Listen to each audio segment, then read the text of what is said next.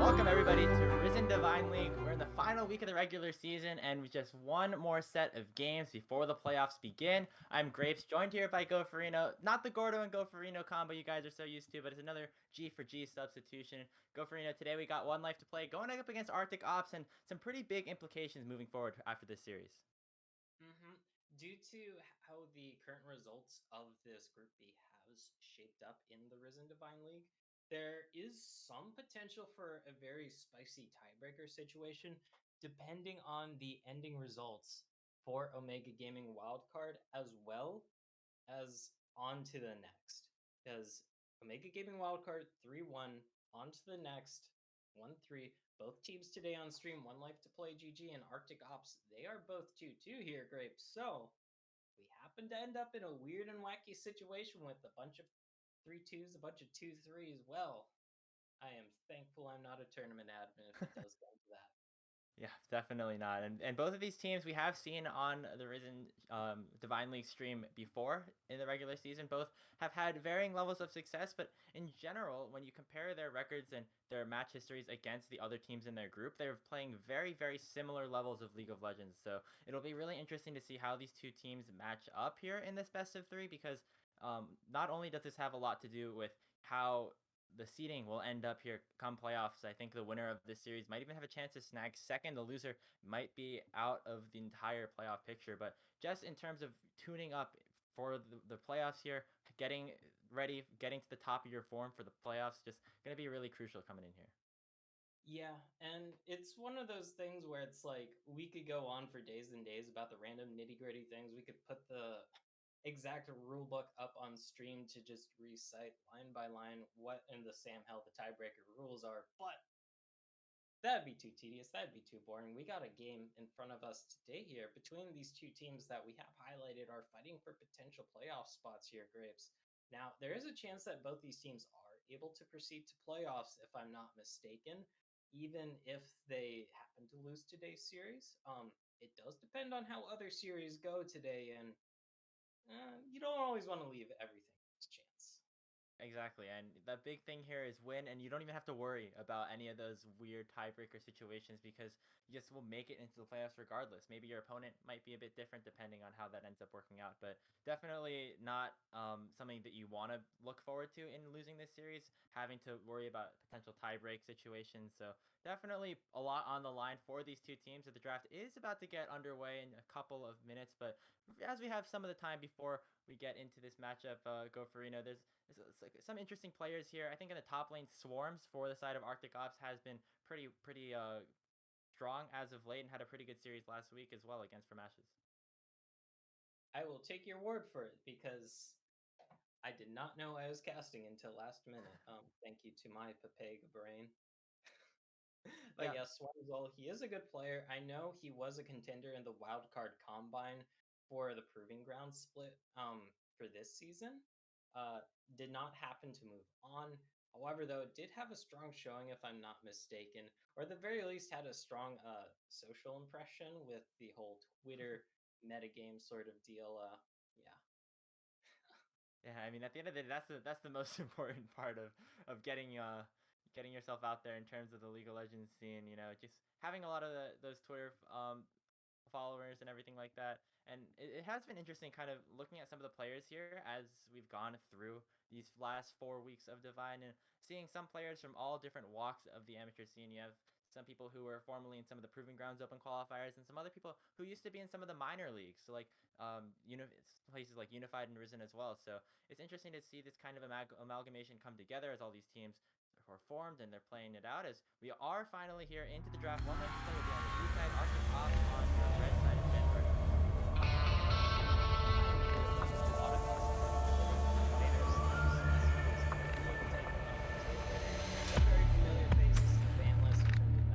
Everybody's seen the Shinzal Viego bans into a game of LCS, LEC, LCK, LPL, what have you. They've been very, very prominent there. A bit more focused though are the Caston, are the Evelyn, and the other two bans here, the Graves. A lot of just personal, hey, we don't want you in your comfort zone here. Don't be that flexible, which has been very valuable in the competitive scene. It's going to be a good start. The jungler here, Typo, was not actually playing in week 1. Last time we saw this 1Life2Play team, so the jungler matchup changed a bit. Arctic got the other side, responding to Mile into their own. There's the Rob there, so they give it a couple of minutes, so we need to see more Arctic Ops definitely a lot. Nice combo kill alongside Rom here. The screen cover here for 1Life2Play is very interesting because their bot laner, Cooper the Waller, definitely has that in champion position.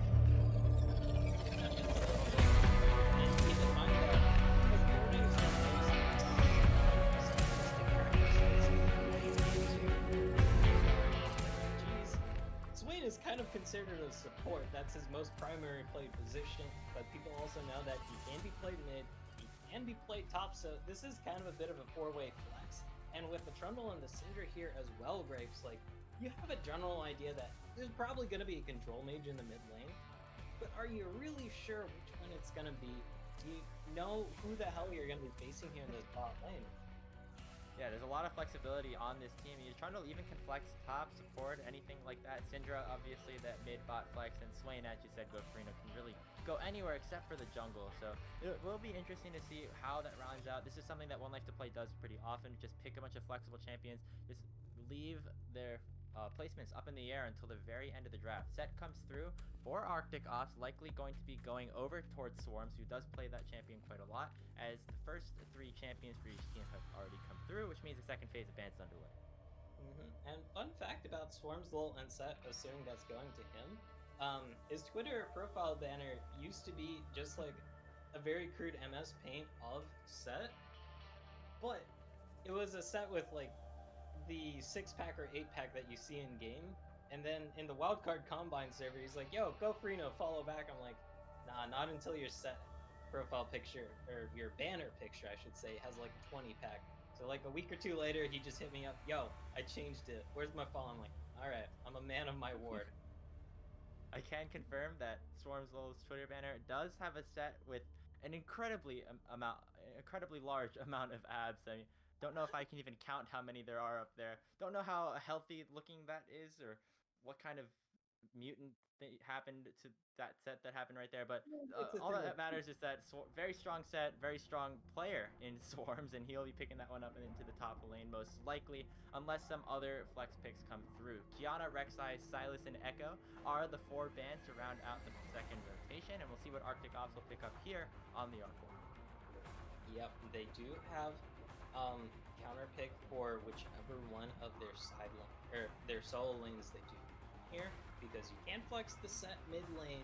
You really want to get tricky. Okay, with the Xerath lock-in, it's gonna be a jungle counter pick here. We haven't really seen set jungle all that much this season. We've really seen it at all this season. However, though, Varus plus Xerath, that is one hell of a combo when it comes to just poking people from a screen and a half or 2 screens away, Graves. And I don't want to be on the receiving end of that. Oh yeah, definitely not. I cannot do enough dodging for my life, and Conveying will be playing that Xerath. Going to be up against what's likely to be the Syndra at this point, with that Kindred and Gnar coming through. I believe it'll be a Swain Trundle bot lane combo, which I think is pretty interesting. You have the Trundle Pillar into the Swain grab. It's a pretty decent synergy. I think we saw it a couple of times in the past in some different leagues. I don't remember where exactly I saw it, but it definitely is a combo that exists, and I'm excited to see this combo on 1Life2Play. And there is the Kane answer here for Arctic Ops. That Kane, kind of known for just how well he can power farm through jungle. I don't know if you've been on Twitter recently, Grapes. I assume you probably have because you tagged me in a tweet regarding tonight's cast. Decent But amount. yeah, a lot of the league players on Twitter have been saying Kane is kind of an elo inflator champion, aka he's kind of strong and very simple to play. I don't know how this Kane is gonna exactly mesh in with this composition for Arctic Ops, because you have the super far long range poke in the Varus and the Xerath, but you have the super brawly playstyle here in the set in Kane, so a little bit of a mismatch here that might be a little conflicting in the game.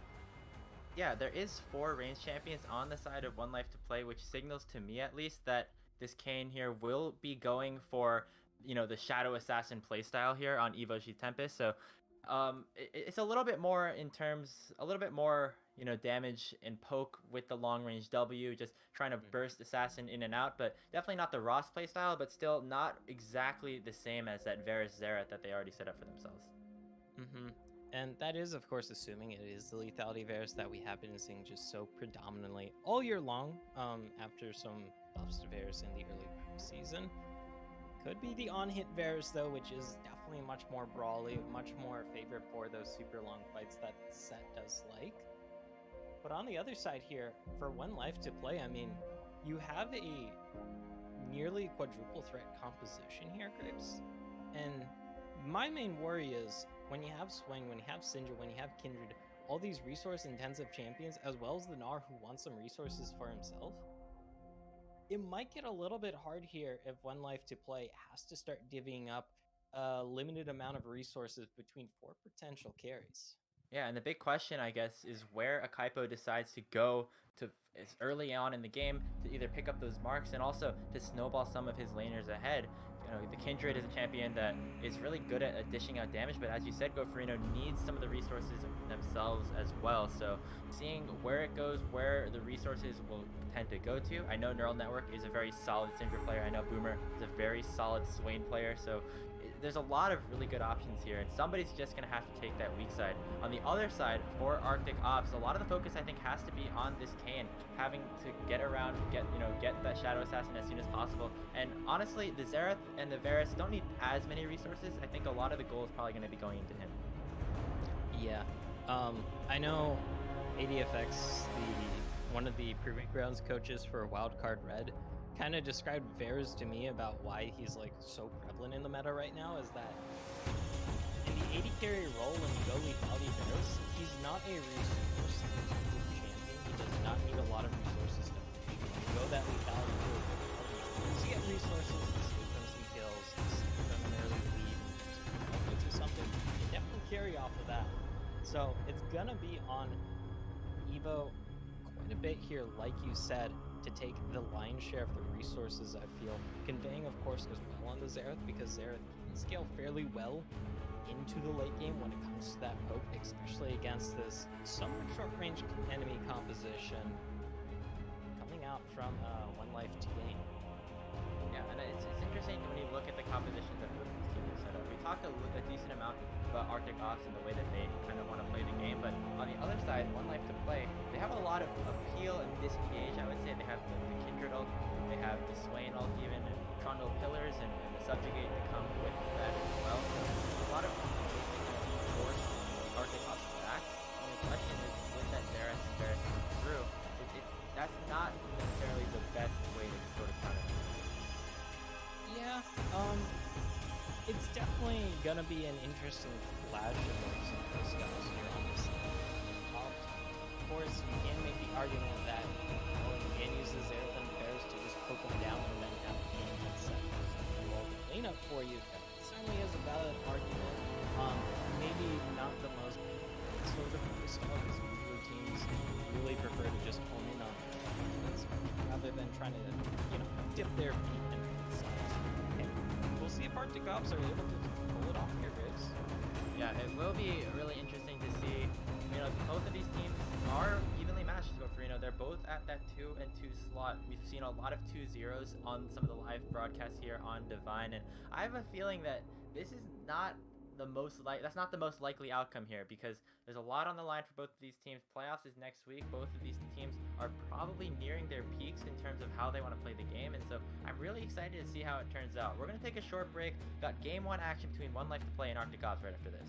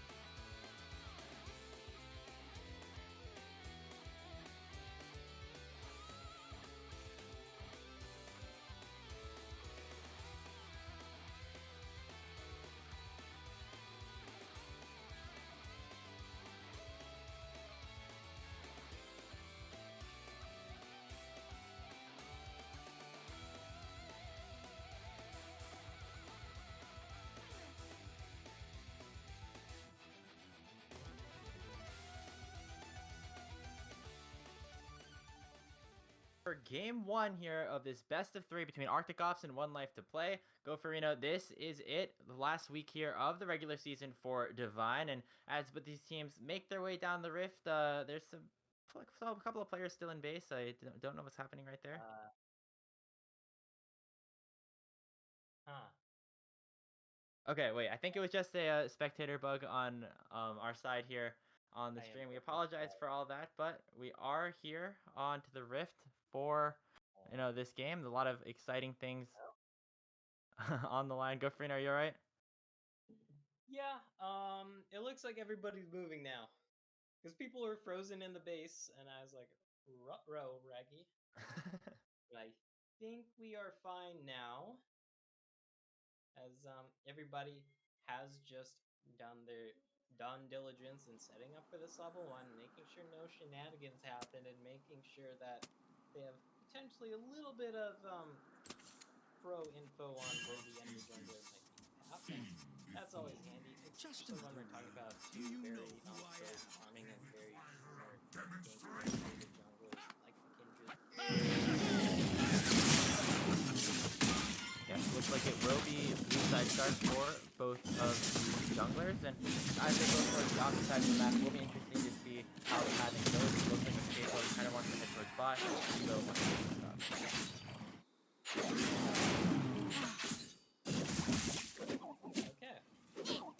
My lead button is frozen a little bit, Vega. But what else? Anyway, we are about 2 minutes in. Nothing just quite yet, as expected. A lot of these lanes, a lot of players kind of want to hit at least level 3, maybe level 4, before they start going through. Yep, not too much happening. We apologize. There's a bit of some errors, I think, on GoFrino's side at least. But as we take a look here at the bot lane, it's going to be that Swain and Trundle matchup bot lane. A bit unconventional, but looks like it's doing a decent amount of work so far. Up in the top side, Senor Ice and Swarms are just going to go at it in a bit of a classic Gnar versus Zed matchup. And, oh, looks like we see a bit of an exciting invade here. Evo deciding to go towards the red buff of a Capo. Doesn't look like he's able to pick it up, but a bit of an aggressive play here. Now headed towards mid lane. Here comes that ult E. Neural Network in a bit of a bad spot. Going to be forced to flash away. Mobile, never mind that as bot lane. Kuro in a whole lot of trouble. First blood coming through for Boomer, the Walrus Fox. Gonna get picked up by Shoes here, as now we just got Boomer up against Shoes. Support versus Unity carry, but actually the Braum doing a decent amount of work. 1-for-1 so far, as the Crabs have just spawned. And it looks like the Capo has actually failed that coin toss, and the Crabs spawned in the other mark. Thankfully, though, it is always going to be another one for the next Scuttle spawn. And they do design it so the first mark is always very easy. Yeah. Better like top lane. That's a big punch. Yep, Swarms getting that early pressure in, and as we just take a bit of a reset here, just a 1-for-1 so far here in this game, and some trades going on here into the mid lane. Neural Network and Conveying both getting stunned up as a Capo has joined to try and get a kill here on Xerath. Going to be forced to flash out. Conveying at about 100 HP, going to walk over to his jungle. That was a close one. Things, despite the very calm start, have definitely heated up here.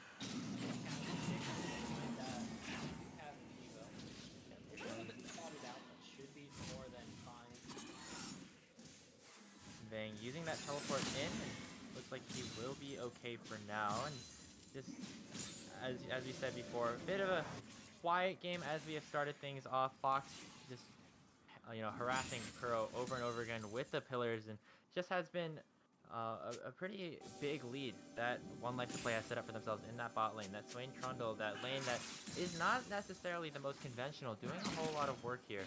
As this was a bot lane that performed well for them in Divine earlier, in I think week 1 it was, and they had this synergy working out really well, and Kuro is really not really able to step up super heavily. and that sort of synergy is going to be really important. We talked about the last match. A bit of a game.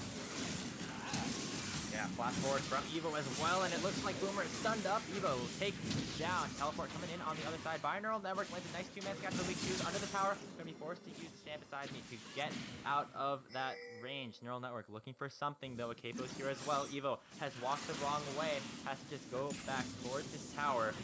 No over aggressive maneuvers just yet. Capo still level 4. Not able to pick up a kill just yet. A little pickup here.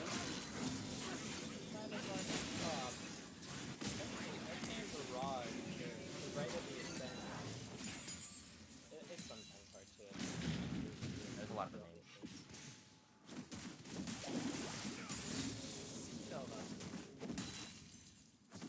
It was almost there by conveying, but did a decent amount of chunking off of the other team, but it turns out with no kills for himself there. Dragon has been started up here by a K-Pro. The early dragon stacking always an important factor. It will be, that mountain dragon early on, some extra resistances, will really help in those lane trades.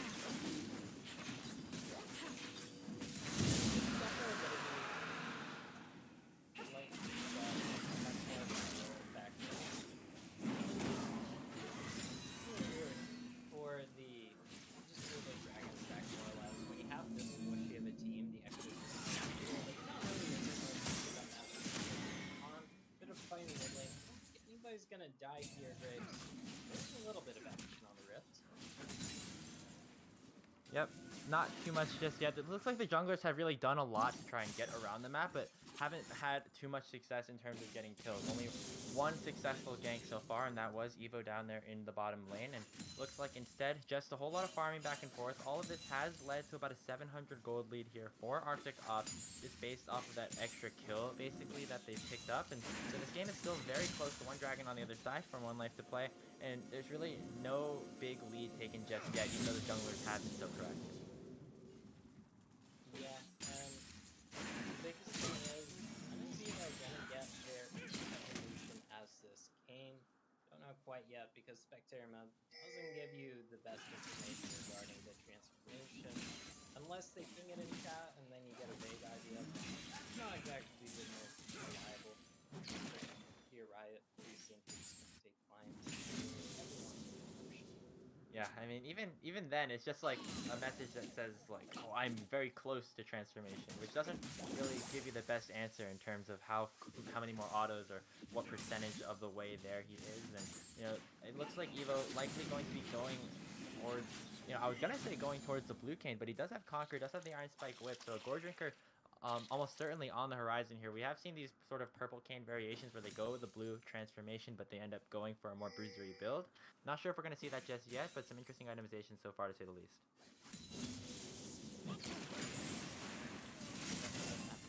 I know. Oh, wait. Oh man, the flash showstopper. Nice job from Swarm. Face breaker back in, and here comes Evo. Bought just enough time. Umbral trespass here onto Senor Ice Boulder. Tossed the wrong way, and now Senor Ice is in mini form, which that allows him to get the extra range to pick up the kill onto Swarm with the grasp auto. Evo will pick it up to make it a 1-for-1, but nice play coming out from Senor Ice, utilizing that range bar nearly to perfection. 1-for-1 in the top lane here. Here's to see who it does favor.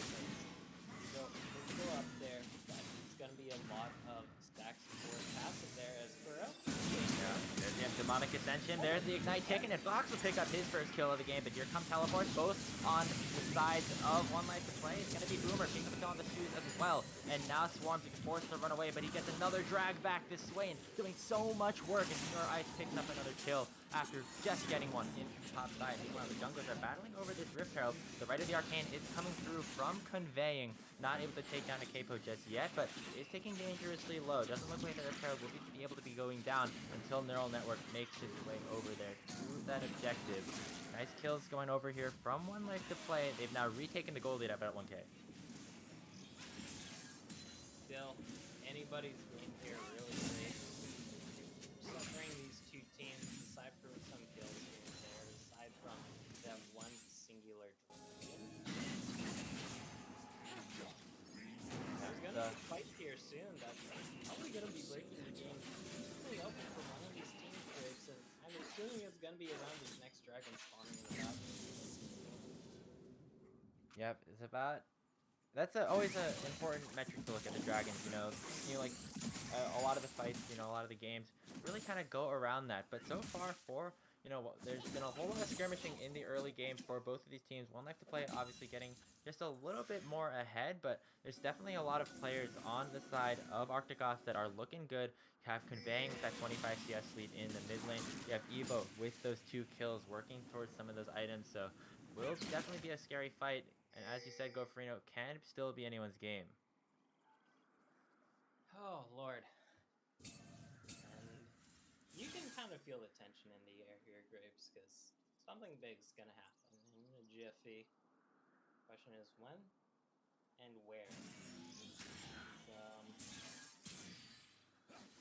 It's going to happen. 20 seconds until that Cloud Dragon spawns, and it looks like both the junglers for these teams have made their way very early on, but that's going to be Evo going into aggressively. Evo forces Evo Lamb to fight very early on, going to flash away, but Evo's just right inside of him all along. Fox going to almost be taken down here, but Evo is actually dangerously low, and Boomer will pick up the kill from the burn from the Leandry. Kuro gets one on to his AD carry partner back, but Neural Network with the Flash Dark Spear gets a kill onto the Varus. It's a 2 for 2 overall. Both junglers are dead. Dragon is still alive, and it looks like, our 1Life2Play is maybe potentially looking for it, but still a very risky objective to try to take. Without your jungler, the enemy jungler might be down here. Or down. Dragon clear right now with just the numbers. So how things are going, it looks like a fight that was pretty darn close. We are going to be on that second elemental point for the side of 1Team. Let's see if they're able to do it, because it is an Ocean Soul, and that is the strongest one in the game. There's I got baited, I assume. I see a jungler in the tri-bush, and the red side that there's gonna be just a full-on dive. Not that. Just Evo taking a bit of a dive, took a tower shot. You could technically categorize that as a dive. Third kill of the game for the Kane. Does elect to go for that Shadow Assassin, setup here. So with that Gore Drinker going to be going for that Bruiser slash Assassin. Really hard to kill, but also doing so much damage to these squishy members that are on the other side of 1Life2Play. Very, very scary champion, and even though his team is behind by just a little bit, don't think it matters too much. Still anybody's game here, more or less. Even though it is a side of 1 game here. That is gonna be handy when we are talking about that potential almost soul point for Aaron when it does spawn, or a second Rift Herald. And then I thought there was going to be gank in the top, but sometimes directed cam giveth, and sometimes you take it, good grade.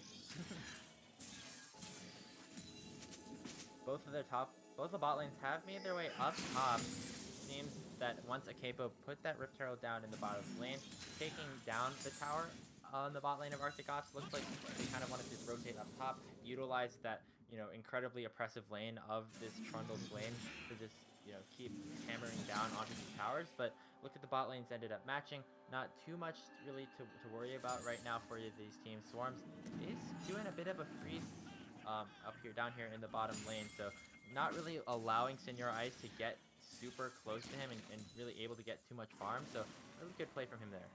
Well, a little bit of a killer. Fishing for a fight here, we do see both junglers in the area and both mid laners war fancying a roam up here. I think we're gonna have a fight. There's the vision of an empire.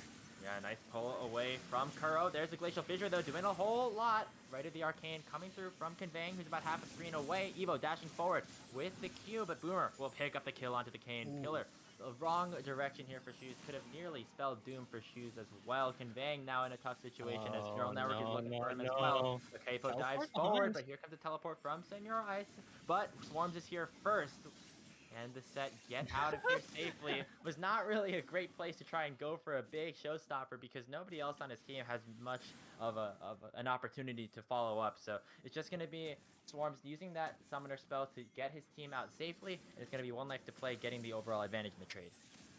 Oh, might see a bit of a trade here. Neural Network is caught out, but a good Scare of the Week gonna keep this Syndra alive. Things are on a knife's edge here, Grapes, but once again, 1Life2Play is coming out ahead. Evo, looking. Senora is a whole lot of damage with that Divine Thunder, and Evo is not really much of a match, even with those 3 kills.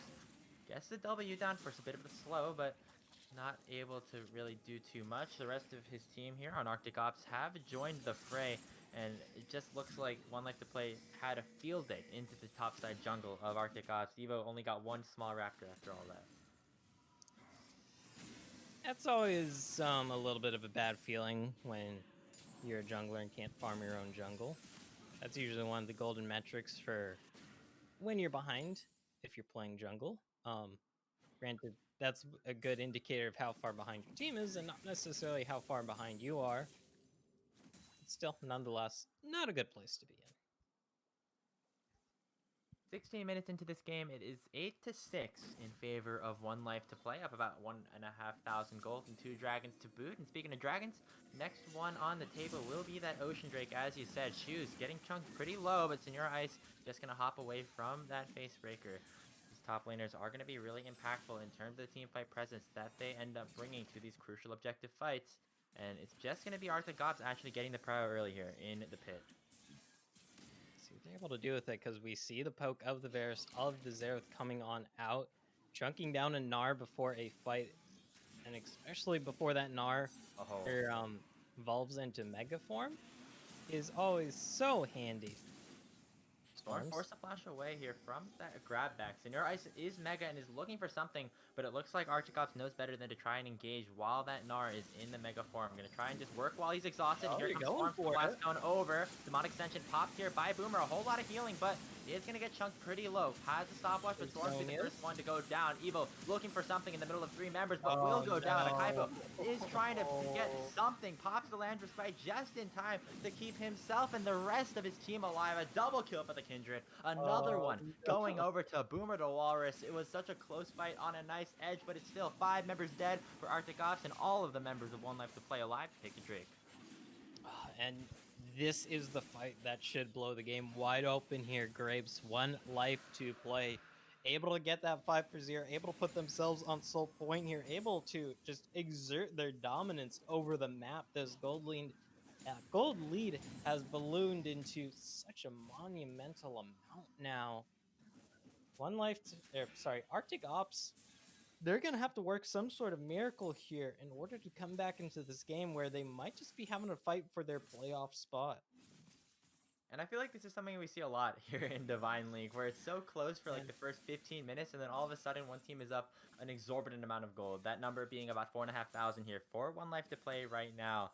And it's not as dramatic as we've seen in some previous games due to these teams being pretty close in skill, I would say. So there still is always a chance for Arctic Ops to come back. They still have this Kane sitting at 3 kills. They have the poke that nearly took Senora Ice to below 30% HP in that last dragon fight. So very possible for other situations to arise, but in these situations that we've seen before on Divine Gofarina, whichever team gets that lead at around the 3rd dragon ends up winning the game most of the time. Yeah, most of the time, especially when they also happen to have a 8,000 to 9,000 gold lead in their pocket as well. That usually helps as well. Yeah, and here comes Swarms. Swarms. Wait, did not end up using the showstopper here. Boomer forced to pop that Demonic Ascension preemptively, so to speak, and doesn't end up getting a whole lot of impact out of that, but Swarm's just gonna have to take that recall after, not making too much of an impact under the tower there. It is definitely a little bit of a howdy ho as the flash out during the right of the arcane. Gonna keep Neural Network alive. However, though, a Syndra without flash is a very vulnerable champion to pick off here. 20 minutes now here into this game 1. Remember, this is the best of 3, so even if 1Life2Play do manage to close this out, Arctic Ops does have the possibility to try and turn this series around. Afterwards, the Baron is just about to spawn Gofarino, and there's a lot of champions here that don't do too much damage to these big neutral objectives. So not expecting a whole lot of fighting around that just yet, unless another huge fight is won by one of these teams. Of course, though, with the lead that One Life has generated, they can look to just kind of force their way into that pit and then just force a fight with their massive gold lead, because you can't just give up a Baron for free. You kind of have to contest it, but if you contest it when you're in the position of Arctic Ops, you're probably going to be losing that fight, and then you might have to lose the Baron off the back of it if things go really south. Now for the pillar, not going to come out quite yet. Fox is looking, especially with just how fed Boomers is as the Swain. And I don't know if you noticed this, Gofrino, but Fox, he has a Sheen in his inventory, and I don't want to speak too early on this, but it looks like it could be a Divine Sunderer Trundle support. I don't know how common that really is a lot of the time, but it's a definitely a unique item choice coming out here from Fox that ends up coming through. Especially being that support. Sometimes we see Trundles going with the Senna, going for the Sunder, but not really in this situation. This is the solo Q Trundle quote unquote support build, I guess. Is like you said, usually we see the Trundle go for one of the more support orientated mythics, or something like the Frostfire Gauntlet. I forgot what they renamed it to. It's not Iceborne Gauntlet anymore, but I think Frostfire is right. yeah, that sounds about right. It kind of does speak to just how far ahead One Life is right now. It isn't a completed Divine Sunder yet, of course, so not going to be the biggest threat. But when you're this far ahead that you can get an offensive mythic as a support, your team's probably ahead by a good amount, Grapes. Yeah, definitely so. And Fox is being really impactful with the pillars here, combined with Boomer's pullback on the Swain passive. Just has been really valuable in zoning out a lot of these long-range champions like Conveying and like Kuro. It's just been really hard for them to try and get in the range to do a lot of the damage, and it has allowed 1Life2Play to get the better end of a lot of these fights. And another fight that they are going to try to hopefully win is this dragon that is coming up in about 30 seconds. Ocean Soul on the table for this squad. And when you look at all the champions here, you have the Kindred, you have the Swain, the Trundle, all this healing is just going to be even more accentuated when this dragon ends up coming down. Especially when you're the team that's behind and you're relying very heavily on a Varus and Xerath who just are not in the position they need to be a threat when it comes to that poke. And if there's the flash. Yeah, showstopper forward, and Boomer already goes down to Conveying. Swarms and the rest of his team doing a lot of work here to try and deny this soul. Akaipo is still alive, pops the lamp despite Evo dashing forward here, is connected to the Kindred. He's going to send himself right back out with the flash. Senor Ice just stuck in the middle trying to do something, but it's another ace, but this time it's in favor of Arctic Ops, Gofrino. The situation has flipped right on its head, and it looks like Arctic Ops take the fight, deny the soul, and might be headed to Baron. What the Fortnite did we just watch? The team that is so monumentally far behind, able to take the 5-0, stop the soul, and they're looking to pick up the Baron here as well, Grapes. This game has swung completely back to full-on even, and now one of these teams is going to have Baron with double poke champions to be an absolute menace when it comes to sieging. I guess we counted them out too early, but Arctic Ops, baby, they're back in this game, and they're here to stay, it looks like, Grapes. I mean, when you look at the history of Divine League, for the most part, you've seen an early lead form, and then after that, just not much, counter from the rest of the team. Okay. He's dead. A small price to pay for Baron. Oh wait, it's taking a while. He doesn't have flash. These are like Mundo Dodgeball, like extreme level.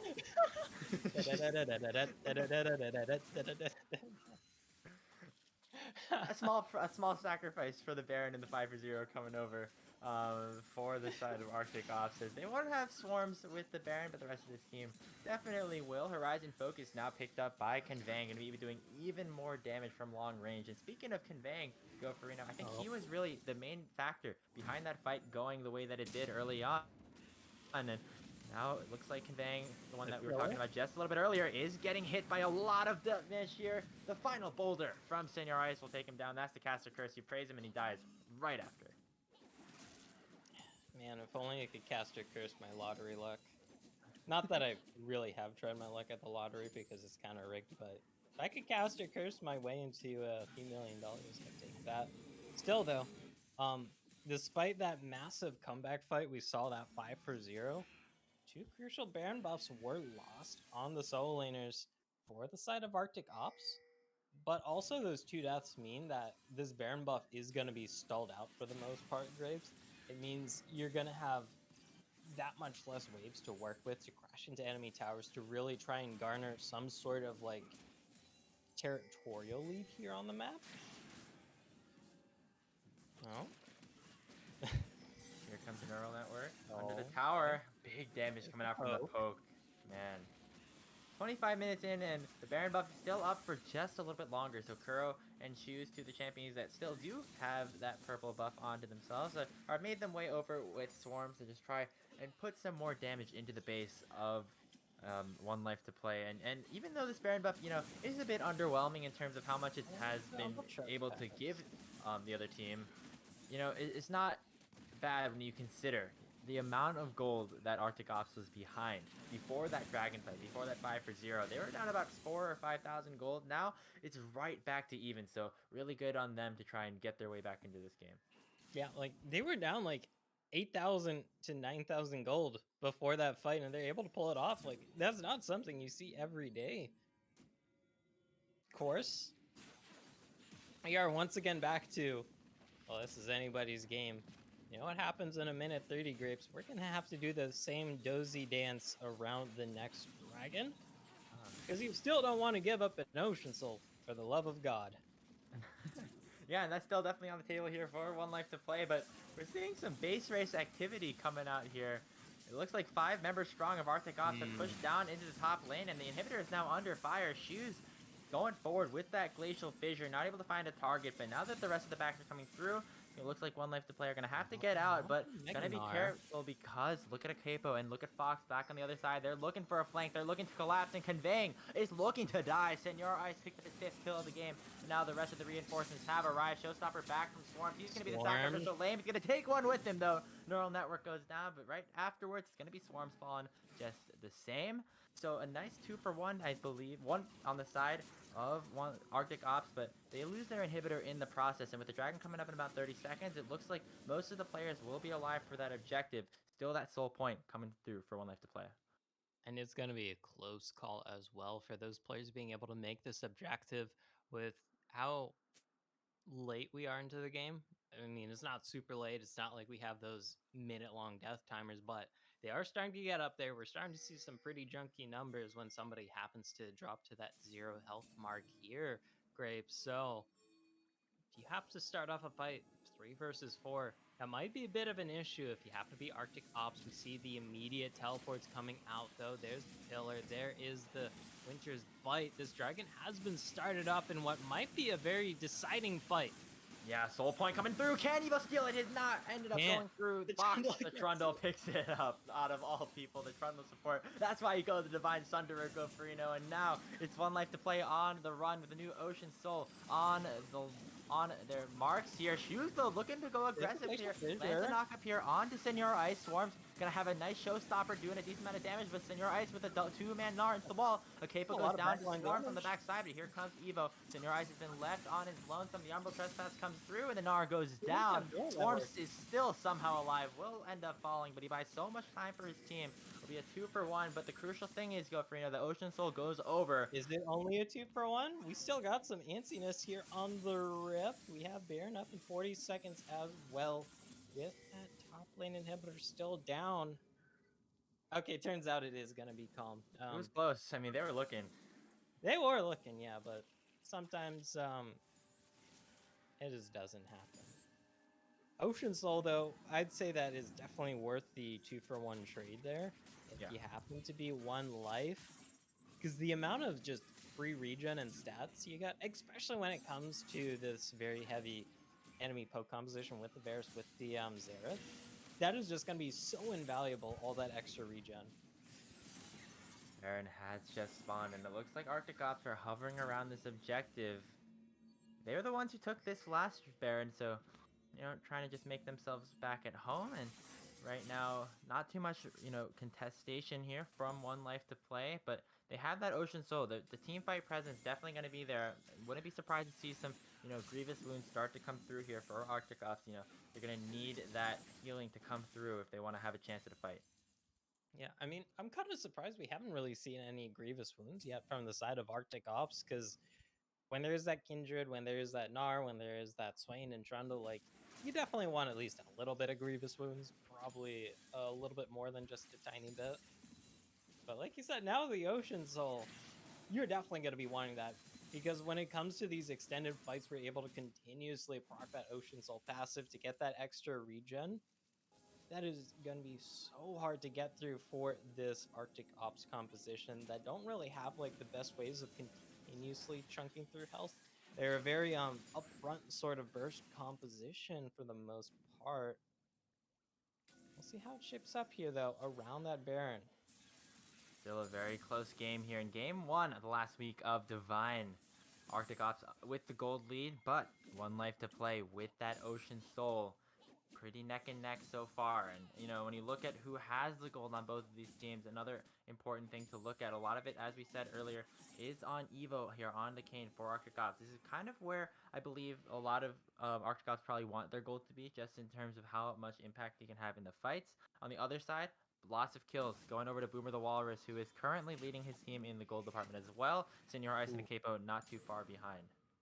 Yeah, and for those at home wondering, Akaipo is sitting at 6 marks right now. So how's that first range increase? 1 mark off the next range increase. But this is a Kindred that is definitely scaling up insanely well right now, Grapes. Sitting on 3, 4. Soon to be 4. Okay. Almost. Yeah, almost 4. We'll teleport. Here's Swarms Up on in the the backside. Fox is in a bit of a bad situation, forced to pop that stopwatch already. Oh, Senor Ice nearing the Mega Gnar bar. Gotta keep your eyes on the right of the Arcane. Neural Network getting chunked so low off the ultimate, and they force the Lamb's Respite out early. That is a massive cooldown for the side of 1Life to Play. Sun coming out onto Swarm, so no engage just yet. It looks like the rest of 1Life to Play can get out safely, but they're forced to reset, give all the control in the pit back over to Arctic Ops.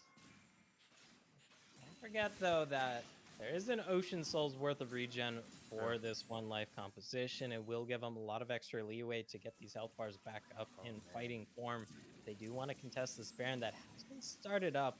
Looks like the calls to just fall on off, and a lot of antsiness on the Rift. Nobody dies despite everything that we just witnessed on our screen here, Grapes.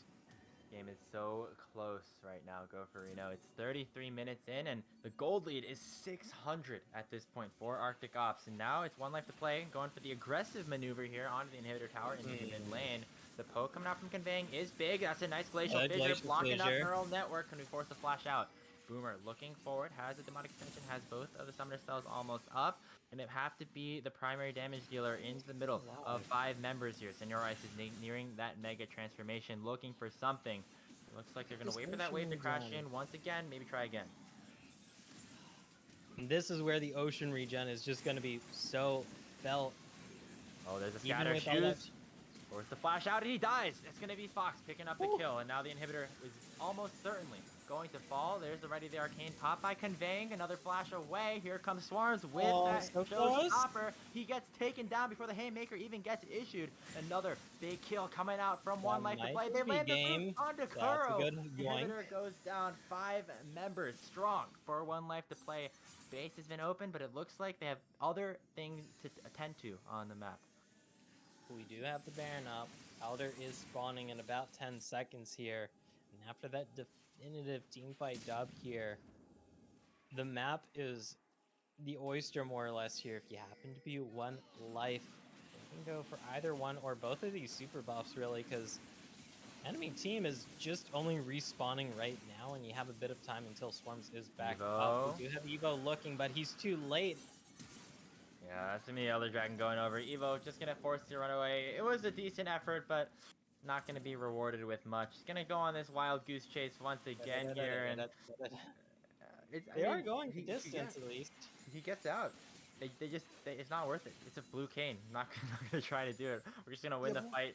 We're just gonna win the game the easy way, going straight down into the base. It seems like so. Evo will get his life for now. Kuro though has to be careful. Look at the damage coming out from the burn. That's the Elder Dragon, Leandries, and the Demonic Embrace coming through for Boomer. Triple burn combo doing a lot of damage here. Look at it again. Oh my god, it's just Kuro's dead. He died. Yep. That is Vision of an Empire. just the W there from the Swain is enough to take him down. And now Shoes is going to be locked in and taken out as well. Yeah, the Divine Thunder Trundle doing a whole lot of work right now. Inhibitor going down, and it looks like the rest of 1Life2Play are looking to end this game 1 in 36 minutes or less. Swarm's looking for something. Evo onto the backside, just returning from his little adventure here. Showstopper backwards, Boomer getting sent back, but not enough to get into the fountain. Looks like Evo goes down as well. Nice double kill though, coming out from Swarms. Doesn't even matter though. Akaipo is just killing them under the fountain. He's spawn killing them. Go for Reno. Nexus tower number 2 goes down. Nexus about to do the same. And 1Life2Play take game 1 of this best of 3. They want their spot here in the playoffs. Both these teams come out swinging though, because despite the massive lead we saw initially after that third dragon fight for the side of 1Life Grapes, Arctic Ops nearly brought it back. Like, had it not been for the side of 1Life just kind of capitalizing on some mispositioned members after that Baron, had it not been for that very crucial fourth dragon fight into the Ocean Soul, we might still be casting right now. And we didn't think that this game would be hitting this 36-minute mark when we saw that massive 9k gold lead that early on into the game. Yeah, I mean, it was pretty pretty dicey there, I would say, for 1Life2Play. It looked like Arcticos was about to make the comeback. They had almost enough to try and turn this game around, but it just was not enough at the end of the day. 1Life2Play, they get the early lead, almost fumble it a little bit as we get towards that mid game, but at the end of the day, the Ocean Soul was too much for the side of Arcticos to handle. They end up taking this game 1, but as we said before, it's a best of 3, so Arctic Ops is back to the drawing board for them. We'll see if they can turn this series around. I'm going to take a quick break. We'll be right back with the Pro Draft for Game 2.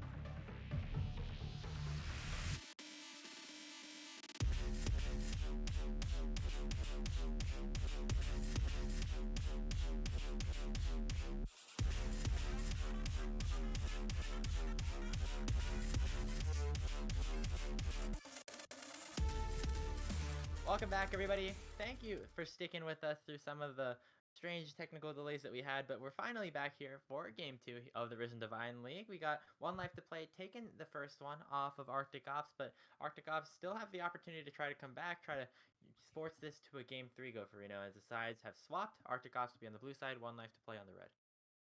And we nearly saw that comeback in game number 1, but it was not what was destined. I don't know how Shakespeare would phrase it. I think that's a Shakespeare quote. Either way, though, we are readying up here for this pivotal game number 2, because this might be our last game for the night. It might be the end of the run here for Arctic Ops if they're not able to pull out the series dub here, depending, of course, on the results of other series, yada, yada, yada. Fine text aside, though, this is going to be an electrifying game number 2 if game 1's anything to go off of. Absolutely. Draft has gone underway here. It will be the Viego first ban coming through for Arctic Ops. And right, there's a lot of bans, that came through that I feel like are pretty targeted towards some of the players here, Go for Arctic Ops had their Cassidy banned away. On the other side, One Life to Play had their Viego, Evelyn, and Vagar taken away. So we'll see if a lot of these things kind of change as the bans go back and forth. The one thing that is different, though, is that the Swain that was picked up earlier for the side of One Life to Play and the Gnar already taken off the table. And that Swain, that was just such a nuisance and a terror in the bot lane against that mobile AD carry in that Varus that Arctic Ops were trying to pilot their signature champion, the champion on their logo, in fact. Turns out every time the pillars hit, you just yoink them on in with the Swain and you kind of out trade them. And then the Varus is like, pee pee poo poo, I'm having a bad day. There's a Rek'Sai, though, that was a familiar face, but that was in the second round of pick and ban. The Zig's going to be just locked in here instantly for Arctic Ops. We have seen it so much in the bot lane, but it can also be a mid lane nuisance as well. Once again, we're starting off the draft with a bit of flexing power here, Grapes. Yeah, well, Conveying played the Xerath in game 1, and so, staying true to theme here, if that ends up going mid, is important to note, though, that Kuro does play a whole lot of Ziggs himself, so a lot of interesting picks already coming through. The flexibility of the Ziggs definitely going to be impactful. The Ezreal gets picked up here on the other side for One Life to Play. Already seeing some bot lane deviation so far. Yeah, but if that Ezreal is going against the Ziggs, it can be really tricky for the Ezreal, who, yes, does have early kill pressure.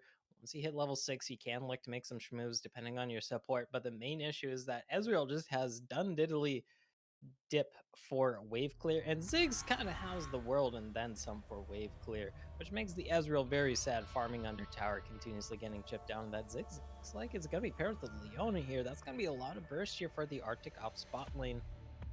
Yep, and on the other side, Tom Kench was picked up for One Life to Play. Typically, back in the day, you might say that this is very clearly an Ezreal Tom Kench bot lane, but obviously can be a little bit different nowadays with the solo lane potential here. Akshan being hovered. I know we're not supposed to talk about hovers, Go Farina, but this is a very interesting lock-in here. Arctic Ops, with their backs against the wall, are going to lock in the newest champion of the game, Akshan. This is my first time casting an Akshan game. I'm very excited. Yeah, same for me too. We have seen some hovers of the Akshan. Was banned for the first week or two. I forget the exact rule set length, but that's going to be flashing the mid lane. You're going to have that super strong revive potential, and what we saw last game with how close a lot of those fights were until some very crucial fights into that mid to late game, Grapes. Now, imagine your team barely wins a fight, but you're able to get a revive on one or two members with this Akshan here. That might just be a way for you to really pivot into some objectives and really force your way into the driver's seat. Yeah, definitely. And again, there's a lot of flex potential here from this Akshan pickup. It could be going to really any of the solo laners here. Could be going over to Conveying in the mid lane. Swarms up in the top lane has a frequent, fighter play style, but maybe we'll swap over to this marksman if the situation proves correct. Syndra getting locked in here for One Life to Play. The pick that worked very, very well for them in that game number 1. Neural Network having a whole lot of Scatter the Weeks themselves. Jarvan being hovered here on the other side, adding to the potential wombo combo here with the Ziggs together. That is going to be such a wombo combo, and I believe... Okay, we have both the hook shot onto wall champions here, the Akshan and Camille, so we might get to see just two champions flying around on the Jarvan ultimate terrain here. That'll be fun to look at. I don't think we'll see it, but hey, we can dream. That's the whole point. You gotta dream big for this to happen. I mean, this is as you said, the two champions that synergize really well. I like the way that Arctic Ops tried to style this draft in favor of some of these synergies that ended up working out. You have the Cataclysm into that Ultimatum, into the Bomb, into the Solar Flare. So much AOE team fight potential coming through from this Arctic Ops squad. It is the Shen lock in on the other side. Now the question is, do the Shen and Tom Kench, where do they go? Does Shen go to the top lane or to the support, and vice versa? Really not 100% sure just yet, as both of these champions at this point in their stage in the meta definitely prefer to go towards that top lane, but for One Life to play paired up against the Ezreal, so not necessarily the biggest problem for them. Yeah. Um, that and it's just also going to be a rough time in this bot lane because it is going to be Ezreal into the Ziggs. Yes, the Ezreal does have safety against the Leona. You can buffer the Zenith Blade to get on out of that EQ combo. It's still going to be a rough time no matter which support you pick here in the bot lane, whether it's the Shen, whether it's the Tomkins, because the Ziggs is going to press Q. He's going to press Q. He's going to press Q. He's going to press Q. All the while, you're going to be looking out for a Leona looking to press E on top of you. And Dodgeball is not a fun game to play when it happens to be in a electronic environment here, Graves. But we'll see if One Life is able to keep up in this bot lane. Receiving word on the client draft that it will be Senor Ice picking up that Tom Kench up into the top lane, which signifies that the Shen will be going down to Fox in the bottom lane to pair alongside this Ezreal. So it's an interesting bot lane combo. Don't expect too much fighting potential to come out of it. Seems like, this Ezreal Shen just kind of want to scale up, try to deny a lot of the potential engage that a Leona could bring. And so instead, we'll just be scaling towards the late game, having a lot of team fight presence later on. And one interesting thing about the Shen support when it comes to the Leona matchup is your Twilight. No, not the Twilight Shen. That's a Close W. The Spirit Refuge, I believe it's called. The Shen W does block the stun portion of Leona's shield. So if you're able to do that to get yourself out of CC chain in the bot lane, that is always handy. Whether they'll have the aggression that they really want to here, because when you look at the side of One Life here, Grapes, they don't have a lot of really direct ways to force and engage. They don't have like a Leona who's just gonna go unga bunga. They don't have the J4 who's gonna flag and drag and then cataclysm you. You kind of have a much more softer engage, but there is damage to back up what engage you do have. Yeah, definitely so. And on the other side, this Evelyn pickup for a Capo.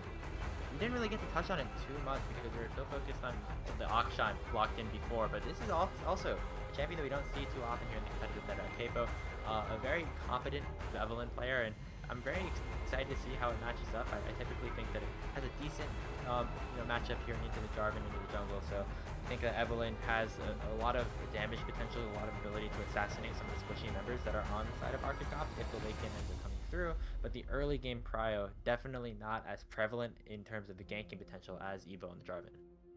Thankfully, though, for Equipo, they will have the farming advantage. Evelyn does have a fairly fast clear speed, if I'm not mistaken, or at least compared to the Jarvan. And once you do hit that level 6, you do have that invisibility. It's kind of similar to the Nocturne or Shaco in the jungle, where you kind of have to play a guessing game. You have to go for very unique wards in the enemy jungle to find out just where in the frick this Evelyn might be, because your standard river wards aren't going to pick up an invisible Evelyn just walking into your lane here, Grapes, and that might be a bit of an issue here for the Ziggs, for this Akshan. Yeah, I mean, the Evelyn definitely capable of bursting some of the squishies, like you said. But if you take a look at the competitions as a whole, both of these teams definitely have a really good time team fighting, and that's where this Akshan pickup comes in super handy with that W revive passive. If Conveying is able to stay alive for a majority of the fight and picks up a crucial kill onto one of the main carries, like this Evelyn that manages to maybe assassinate Kuro into the back line, you get a lot of these members that end up reviving, getting back in, and in a game state of a really late death timers going super long, might be the difference maker in terms of going for some of these objectives. And so that's what I think this Akshan pick really brings. Really excited to see how it turns out. Plus, also, it is against the Syndra as well in the mid lane. I do know that the Syndra does do better than other control mages when it comes to enemy AD assassins just jumping on top of you thanks to the scatter of the weak stun being so easy and readily available to drop. So maybe Conveying might not have as good of a time in the lane here against the Syndra, but like you said, teamfighting is going to be the focus here for both sides, Grapes, and definitely going to be where we're keeping our eyes on here, especially once we get into the mid stages of the game, around that second dragon, around that third dragon, or around when the Baron spawns even. Yeah, and I'm so excited to see those fights go underway. Game 2 about to happen between Arctic Ops and 1Life2Play. For Arctic Ops, they need this win to try and force a Game 3. And for 1Life2Play, they want to make sure that their run ends here now. We're going to take a short break. We'll be back on the Rift for Game 2.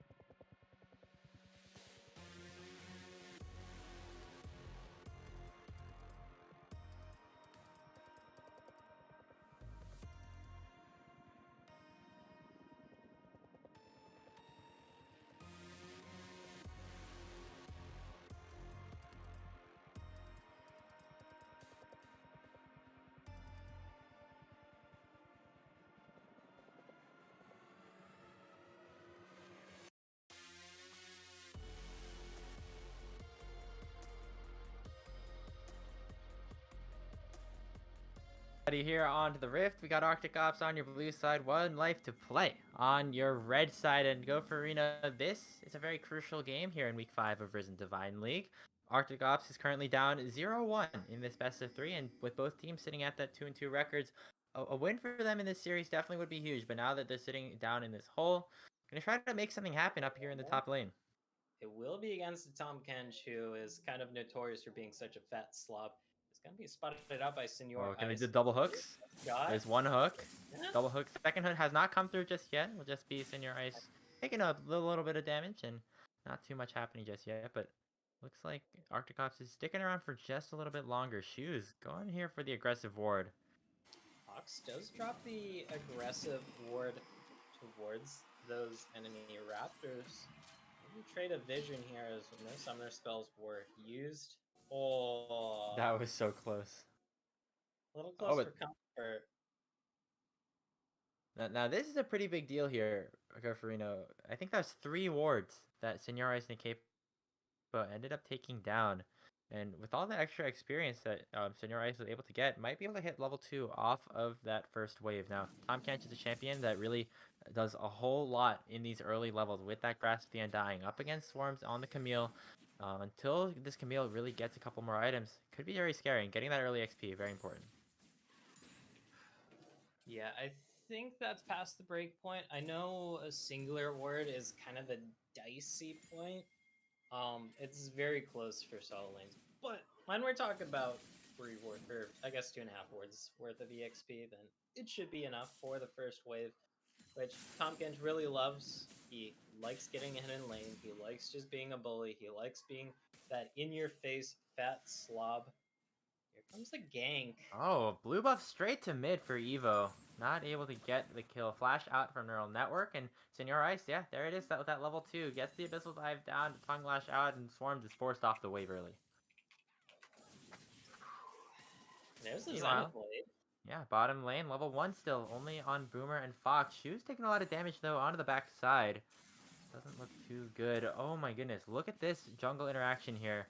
So Evo took the blue buff, but then walked around and tried to gank from the other side, which meant that Capo thought that he got his blue buff stolen. But instead, he's just here on the other side, and it's going to be a free 3 buff here for Evo. Very nice play. That's one of the things about Jarvan. Everybody knows he does early ganks, but when you do that wacky of a pathing, because that was 2 camps into mid, but it was blue buff into Rom into walking all the way around behind the river. This is like some 200 IQ 5D chess sort of dealio with just that Giga Brain smart pathing. How many ever buzzwords you want to throw into that sentence here, Grapes? Yeah, I mean, it's one of those plays where it only works if the enemy just thinks that you're way too stupid to ever go for something like that. Because, I mean, it looks like, yeah, Capo just thought that the blue buff was going up and, oh, almost managed to steal the crab away. But at the end of the day, it's a 3 buff here for Evo onto the Jarvan, and he's looking for even more here. Conveying has pushed a little bit far forward. Press the attack onto Neural Network, but now here comes a Capo as well. But Shoes is here to join the party, and now Capo on this Evelyn might be in a bit of trouble. Zenith Blade ends up missing, which means that it looks like the Evelyn will get away. Oof. A lot of diciness here on the Rift. Once again in the early game after that. Actually, no, let's start with the I wanted a twisted narrative, but I kind of forgot. Either way, though, nobody has dropped just quite yet here when we're dropping 4 minutes and 20 seconds into the game. The meme number. One of the 2 big meme numbers.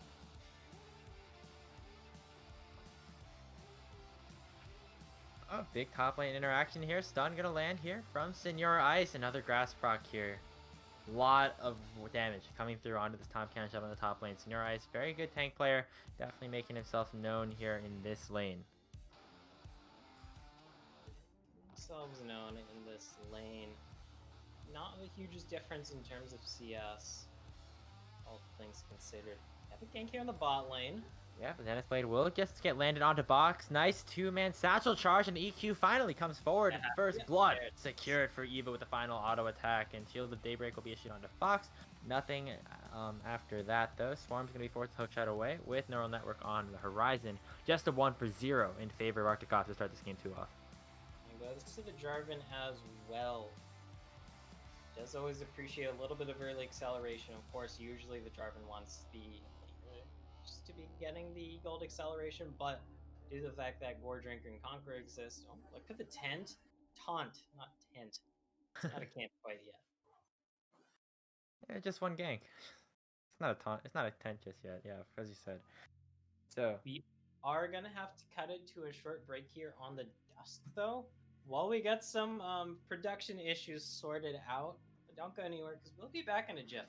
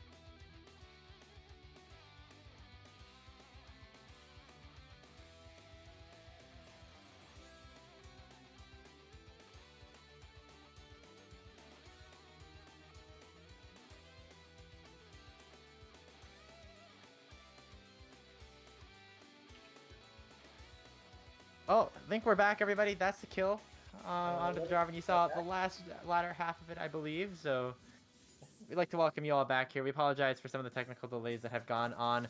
Riot Games spectator client has been very mean to us today, Goofreen. I'll say that.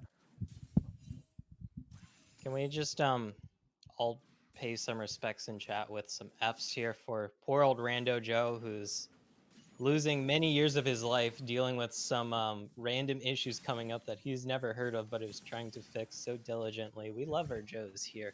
Either way, though, big first blood picked up there in that bot lane. Put this Ezreal on the back foot, and I don't see any sort of take back.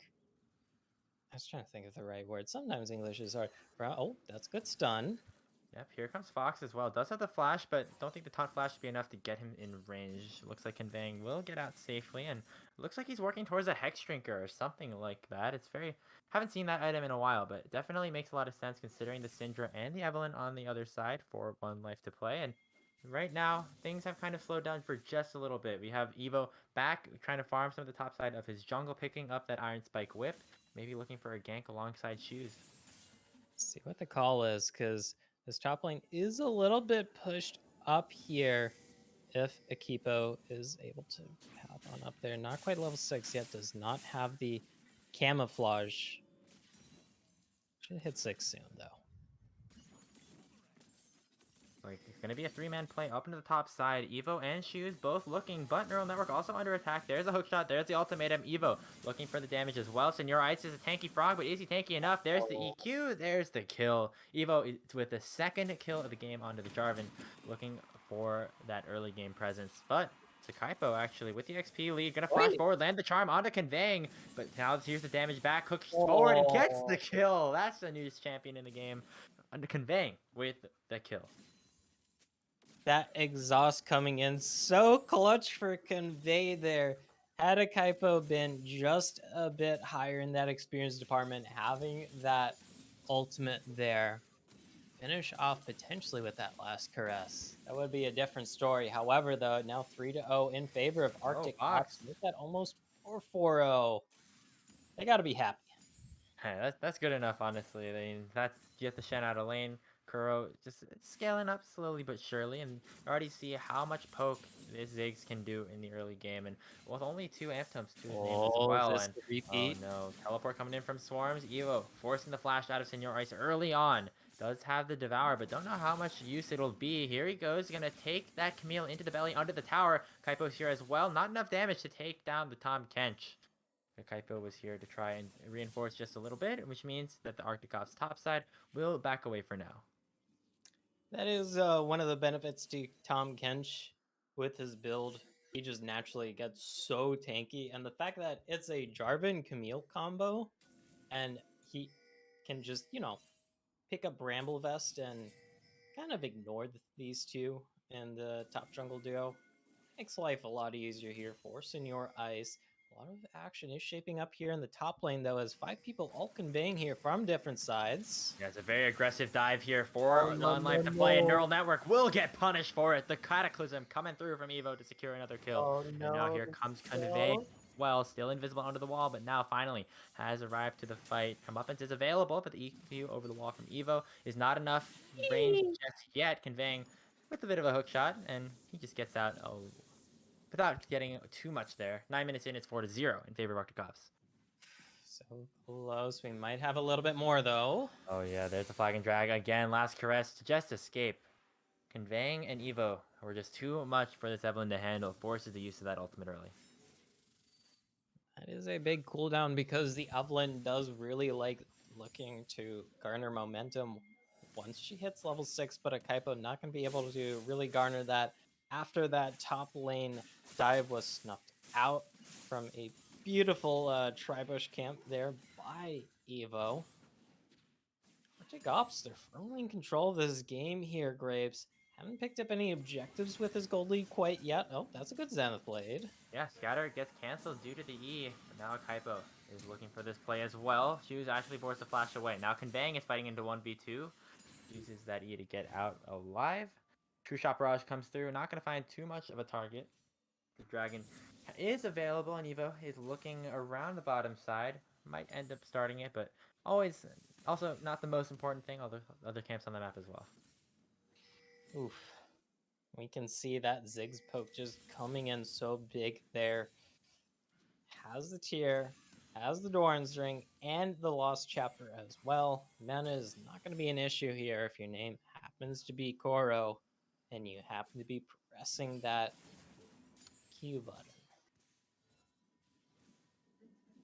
Yeah, 10 minutes into this one, and Arctic Ops have built up a surprisingly large lead here, Go for Reno. This is a team that has their backs up against the wall. It's 1-0 the other way around, and so they're going to need to make some aggressive plays like they are now. Fox is going to get the taunt here onto Shoes, and without that ultimate, Shoes just going to go down. Comeuppance comes through. There's a Cataclysm as well. No kills just yet for Arctic Ops. Conveying looking to try and get some kills here. Force the flash out with the exhaust. And Evo and the rest of the team will just back away. They get a few meaningful health bar chunks off the side of 1Life2Play, but the only death actually goes on to Shoes. And if anything, after that fight, map control kind of going to Arctic Ops thanks to Conveying being able to go in with that heroic swing, get so much damage down onto these kind of already pretty chipped members. And this results in the first dragon of the game going over to Arctic Ops. There's the stand united. I don't think they get the dragon, but maybe they get the kill. No!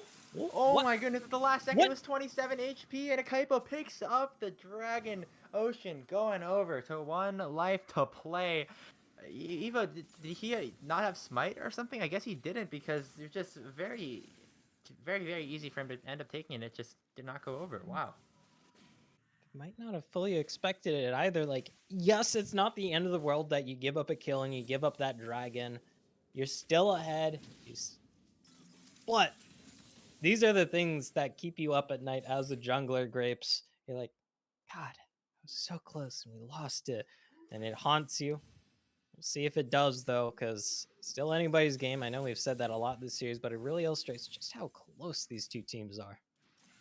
Evo gonna try to make up for what he did in the bot side by headed now once again towards Senor Ice. Swarms is here as well, and Senor Ice is trapped under the tower with the Hextech ultimatum. Scout of the Week coming out, doing a good amount of work here for Neural Network. Jarvan will get eaten up, and there comes the Unleashed Power as well. And all of a sudden, 1Life2Play is turning this fight around. Here comes Conveying, dashing forward with those chains, and Senor Ice is still somehow alive after all this. Comeuppance comes through, not going to be able to do a whole lot. A Capo dashing forward as well has joined the party. Now, very tense situation here in the top side, but it looks like nobody's going to end up dying. The only person who might die is actually down here in the bot side. Kuro with a very nicely placed satchel charge will prevent Fox from going in aggressively with the taunt. Will just be another wave pushed in here for 1Life2Play, which is headed to the top side. Man, what a crazy series of events, and for all of that, nobody died. Yeah, nobody died. Even when there is the revived champion in Akshan, where you can kind of go like, okay, yeah, we have a bit of extra leeway here. Never mind. This is a wave. There's a taunt. The tower, though. Very careful. Nice satchel as well. Here comes the bomb, and not going to be able to take down the Ezreal. Nice arcane shift out, but very great survivability coming out from Kuro. You see how comfortable he is on this Ziggs, able to just survive a lot of these ganks very easily. That is one of the handy things about Ziggs, yes. You are very immobile champion, and you have to rely on that satchel charge when your flash is down. But you have that insane wave clear. You have a lot of just anti-dive threat with that Mega Inferno Bomb. And this Ezreal, who was put a little bit on the back foot here, Grapes, only had that Sheen and a tier that was kind of stacking. Not nearly enough damage to finish off this Ziggs. There's the charm. That might just be coming out. It is going to miss thanks to that heroic swing, though. Yeah, nice dodge. And here comes Evo as well. Flag and drag available. Just going to land the first part of it. Nothing just yet. Now, 14 minutes into this game, Go for 800 gold lead for the side of Arctic Ops. We saw a very similar situation in game 1. The big turning point was that third dragon. Only that first one has been taken so far, but I think there's a lot of situations where this game can turn right on its head very shortly. Okay, this is the top lane experience when you just face that Tom Kench. Oh man, big healing coming out from the Divine Thunder, but there comes the ultimatum already. Hook shot out from Swarms, but Senor Ice has no part in this. Gonna try and flash forward as well. Swarms will get out with his life. Now, there's 3 Bot members in the lane. bot lane here. This is For a Kaipo. 1 life He to is play. spotted out, Shoes is stunned gonna up. get face shaded. A Kaipo looking for something as well. Good Nice satchel coming out from guard. Kuro. And with all the members onto the top side for Arctic Ops, it's just really up to Kuro and Shoes to survive on their own. And they're doing a very good job right now. Capo forced to flash out of the middle portion of that Mega Inferno Bomb. And now Good it's actually play. Shoes going in aggressively. There's a Solar Flare. There's Did he Kuro kill? coming in with the bomb. The standing No. United comes through, but it's going to get canceled because Oh, Shoes no. gets the kill with the Ignite. Fox is going to try to pick up something in return, but Neural Network is now here as well. Somehow, with 4 members into the bot side area, for the side of 1Life to play, is Arctic Ops picking up the kill bot. And it was so close, but such a great satchel charge there from Kuro to keep that Shen at more than an arm's length away. And Ziggs loves it when you're more than an arm's length away because he can just keep spamming those spells at you. We saw that Mega Inferno Bomb yet again almost pick up a kill. Knife's edge of a game, though. Knife's edge. Yeah, and it's still 5-2 in favor of Arctic Ops. Other side, 1Life to play does have that first Ocean Dragon, 1.5 gold lead onto the blue team, and they have a decent amount of scaling, but I think that the scaling on 1Life to play is also very, very good. Capo being one of them as well. He's gonna get Kuro, maybe catch him shopkeeping a little bit, and wow, yeah, there he goes, last caress. Okay. I thought you had to get the charm off as Evelyn to finish off people, but Nope. this is an Evelyn with that completed proto belt. That is going to be a lot of damage with that extra pan, with that active, as well as, oh, that's a good solar flare. It's going to miss, though. Going forward, Neural Network just barely dodges away from the Zenith Blade, but it's not going to matter. There's a comeuppance. Conveying Good. picks up the kill. 1 dead on the side of 1Life to play, but it doesn't Not look like they spotted really yet. care. They start up this dragon. Akepo is still very, very Mega strong. Inferno Bomb Does not available. have that ultimate just yet. Here comes the teleport. It's going to be Kuro coming through with that fully completed Leandri's. Conveying is out hunting for some prey. Finds one. It's going to Wait, be a they- Capo. Getting taken down, but what the heck? Another dragon still coming forward from 1Life to play. I believe it was just a mystic shot because that True Shot Barrage cooldown bar is way too long. And fool me once, shame on you. Fool me twice, shame on me. Well, that wasn't exactly fooling, but things that keep you up at night versus sleep paralysis demons, that's the difference between losing those dragons. Just one or just 2 of them. See what Yeah. the result is, though, here. Swarms once again in a bit of trouble here. Senor Ice and Fox have tried to make their way towards this top side. Lands the final tongue lash. There's the abyssal dive, and now the Devourer comes through. Fox has the taunt as well, but it's going to get flashed away from. Here comes Evo as well. Gets the Cataclysm under the tower. Fox is getting dangerously low, and he ends up going down. Senor Ice is pretty tanky, but still, a kill going over to the side of Arctic Ops is huge in that situation. Kuro goes down, but Evo is still on the chase for Senor Ice. No Devour because he just used it onto Swarm. Still does a whole lot of damage with that Bramble Vest in his inventory. So it looks like Evo will have to get out for now, but a nice kill in return there from Arctic Ops. Just a 1-for-1 on the opposite sides. I feel like where those kills went. Never mind. Conveying is once again looking for this, but he's all alone. Very, very aggressive swing forward here. And there's the charm. There's that last... Oh, wait. There's... Oh, True Shot Barrage? Yeah, there we go. Finally ends up taking it down. And now Senor Ice looks like he's in a bit of trouble as well. He's going to get the stun. Can he get the kill? No. Evo will pick it up. And now it's Shoes in a 1v4. Can he get a kill in return? Ends up maybe taking down Neural Network, but not before falling first. Whole lot of kills going forward, 2 for 2, so I think that makes it final total at the end of the day. 3 kills for the side of Arctic Ops, 3 kills for the side of 1Life to play. It's one of those situations where you're like, I can't keep track of this. There's too much going on. You know, it is constant. Ziggs wave clear, baby. Yeah, for sure. And Ziggs damage, to say the least. I mean, this guy only has 2 assists, and is still doing so much damage to so many of the members here of 1Life to play. Most notably the squishy members here because of, you know, a lot of that extra ability power. But oh no, Swarms might be in a bit of trouble here. TP coming out from Senor Ice. Does land that hook shot, but The Devourer is once again off of cooldown. 3 members of 1Life2Play here, and Swarms is definitely in a bad situation. Gonna land the ultimatum, try to get a bit of Wait. invulnerability with hookshot over the wall. There comes Eba's dive again. Blast Blast Cone! Oh, the wild goose chase. Gofrino sing the music because it's happening again. There's the Oh next- my goodness. Boomer. okay. Oh, Boomer. Okay. Wait, Well, wait, oh wait. no! Hookshot again! There's no way that Swarms got out of that. No way. What? Oh no. I'm sorry, what? There he is. There he is. He lived. Things definitely occurred and nobody died. Don't know how, but nobody died. Oh my goodness. Uh, It's been a long day here at the Risen Esports stream, everybody, and that was just a crazy play. Gofrino and I just don't have any words for how Swarms got out of that, but good on them because now it's, just gets back to lane. We'll have that wave crashing in for him. Looks like things are just all fine and dandy. Capo getting in that invisibility. Flash away from Kuro. Will it even matter? Last caress coming through. Not enough damage. If the Q hit, might have been it. yeah, if the Q had hit, if the True Shot Barrage had hit, does still force out the flash from this Ziggs, though. It does cost Akai's flash, though, in return. So even when we look at the whole picture here of summoner spells, we know some summoner spells are more worthwhile than others. Senor Ice does have a bit of a party coming in the top lane. Don't know if they can kill, honestly. Like, even though it's 2v1, Leona not doing too much damage here, so looks like it's just gonna be Shoes taking a bit of a reset, going to change their focus over to this Mountain Dragon. Due to those unfortunate circumstances that happened around the pit just a couple of minutes ago, it's actually a 2-dragon lead for 1Life2Play, despite Arctic Ops starting the dragon and taking about 99% of the health bar to start it off. So very good position for 1Life2Play to be in at the moment. They are down about 3,000 gold. Will it happen a third time, though? Because we went from keeping you up at late night, then we went to sleep paralysis demons. I think if it happens a third time, there's going to be a new entry on the SCP wiki.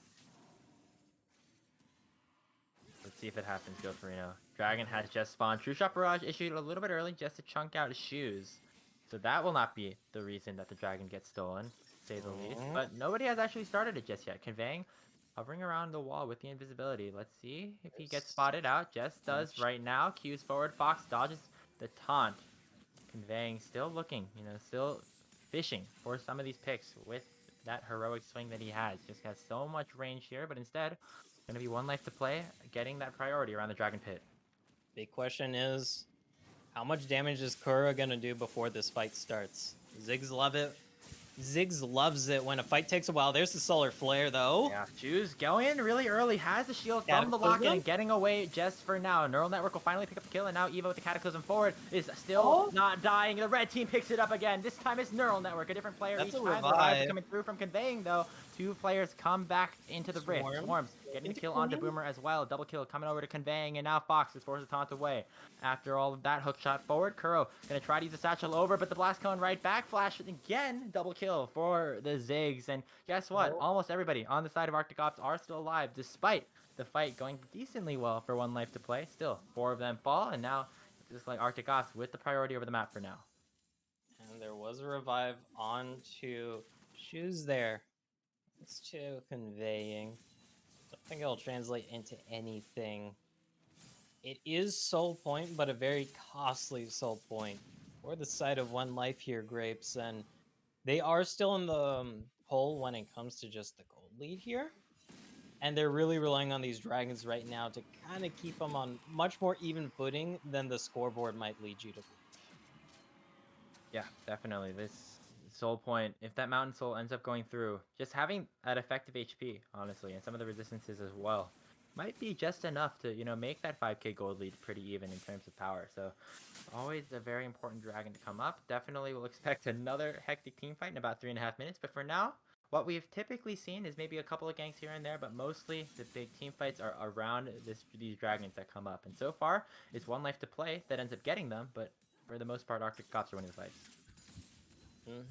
And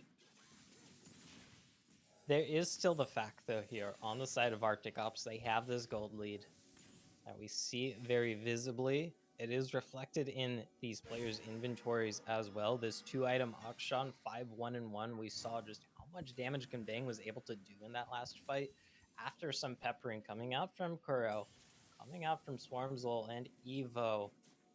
Bit of a party in the top lane, though, as Baron Vision seems to be the name of the game here for both sides, with no other real objectives up here on the map, and quite the game to break on open for whichever one of these teams happens to get that. Yeah, definitely so. Baron was taken pretty early in game one. This time, not so much, as hasn't been too many one-sided fights just yet. But for both of these teams, this game very, very important. Once again, 1Life2Play looking for that sweep, looking for that guaranteed spot in the Risen Divine League playoffs. On the other side, Arctic Ops want to make sure that their fate is in their hands. Want to try to turn this series around. A loss here could potentially mean some weird tiebreaker situations happening. Don't know exactly what the rules are, but always something that you got to keep your mind on for now. Oh, let's see what the case is here, though, because we are going to at least have a little bit of breathing room on the Rift for now. There's a lot of shimmying around this Baron, which we have been kind of noticing. Important to note, though, is that now that we're getting into this latter half of the game here, Grapes, we're starting to see where the kill distribution has really been favoring both of these teams. Both teams having a lot of kills on their primary physical damage threat. But what about this Evelyn who's been so close to getting assassinations? What about this J4 who got these 5 kills? But is that J4 who's going to be falling off here, Grapes? These are going to be big questions that I feel like are going to have some daunting effects here on the next fight when it does happen. Yeah, the big question in some of these next fights is probably around this Evelyn here. Capo has become very close to trying to one-shot some people, but now he might be the one getting one-shot. There's a Stand United, going to be forced to use the last press out. 2 crucial ultimates used with just 1 minute until the dragon spawns. That's a lot of damage. This is a 2-item Camille, of course, and this is a Tom Kenchu. Did have to go for the super early detour. There's the consume.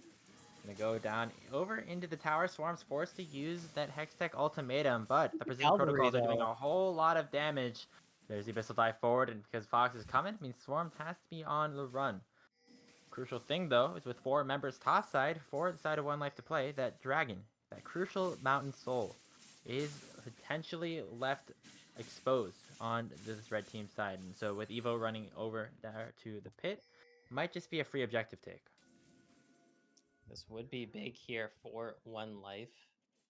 They're able to prevent the enemy's soul, at least for now. Because, I mean, we saw just how potent the Ocean Soul was last game. It's going to be the Earth Soul, which is kind of similar here. It helps you against enemy poke compositions, yada, yada, yada. First dibs, though, is going to be placed here by the side of Arctic Ops. Going to finally be able to get a dragon this game. Oh, okay. That was way too You had me there for a second, Grapes. You had me. It was too. I saw the ult come through. It was just like, oh, not again. And honestly, in the way that this game's been going, would not have been surprised if that was the thing that stole the dragon. But with all the members focused towards the bot side for Arctic Ops, means that 1Life2Play gets the prio over to the bot, over to this top side. A Capo forces that hook shot away and now has free reign over the top side outer turret. There is a Ziggs coming up, though, so do you really have free range? Do you really have to push pride? Yeah. That is the thing with Ziggs. He just goes, all right, Mega Inferno Bomb, Bouncing Bomb. You go, well, there goes that push. There goes that shove. Baron's being started up here by Arctic Ops. Are they going to be able to get through this? Because it's being sniffed out. Another week landing onto Shoes, who does a little bit over the pit to try and zone. True Shot Barrage comes through, but Boom of the Walrus is not at this fight just yet. It's a 4v5 for the next few seconds, and Evo is going forward with the Cataclysm. There comes the comeuppance, but oh no, Kanbang walks straight into the taunt here from Fox. Has to flash away. Can Fox get the kill? Does not end up doing so. Look at Evo back over the backside. A Capo picks up the kill with The Evelyn Megan shutdown Ferno onto bomb, conveying. Evo forwards the flash over the wall, and now Kuro has to do the work here with the bouncing bombs, trying to get some distance with the satchel charge. Swarms dashes Oh forward. The hook shot will no. get canceled. The double kill for Boomer, and it's going to be a triple kill for Boomer. Kuro, the only one left standing on the side of Arctic Ops, and a huge turnaround here for 1Life to play. They get the 4 for 2, or 4 for 1, excuse me. They might be looking for another one. Abyssal dive over the wall. Kuro is very, very squishy. Senor Ice not able to get the kill just yet, but they want to try and get something. Bouncing bomb over. Not too much just yet. Oh, okay. Doesn't Might even matter. enough to kill, but not enough hitting. And Arctic Ops, yes, they still have the gold lead here, but at what cost? Like, that was a risky Baron by all metrics there. That was a very venturous Baron by every single metric in the book here, Grapes, and they kind of pay pretty dearly for that. I feel like they're kind of lucky that they didn't give up that purple worm on the back end of that fight. A lot of it did start off with Akaipo being able to just get that huge pop onto the super fit Akshan, and then Kuro just not being able to land that super crucial Mega Inferno bomb, really helping turn the tide of that fight there. Yeah, I mean, it's pretty scary. You see, even though the gold lead is in favor of Arctic Ops, they still were not in the position to win that fight, even though it was a 5v4 until, Boomer managed to show up and ended up getting that triple kill. So it looks like they weren't able to get the kills fast enough. Conveying had a couple of positioning errors, I would say, that led to his downfall early on in the fight. And so now, with this Mountain Dragon coming up again in about 2 minutes, questions have to start coming up. Can Arctic Ops manage to get the fight, get the engages that they want, or will 1Life2Play be able to take this series and take this game? Yeah, because keep in mind, if you lose this series tonight, you are going to be at the whim of another series and potential tiebreaker rules as to whether or not you do get to proceed on to playoffs here in the Risen Divine League. And you never want to fall out at the fault of some random dice toss from an enemy team or from some random rule in a book that is like 3 layers deep into the various tiebreaker rules. That always feels so terrible. And we can see both these teams really want it here, Grapes. But neither team has been really able to break open this game just quite yet, despite all the action we've seen around every single objective around the map.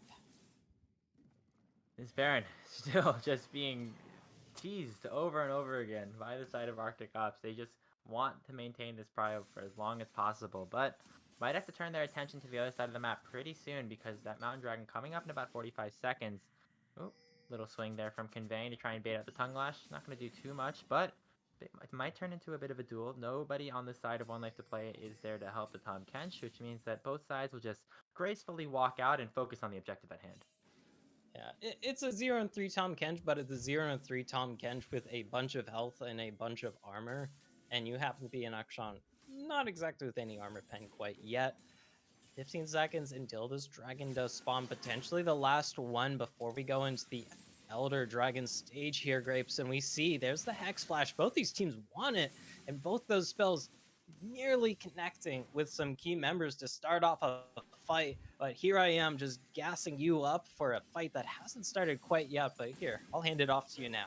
Both sides itching for some sort of engage.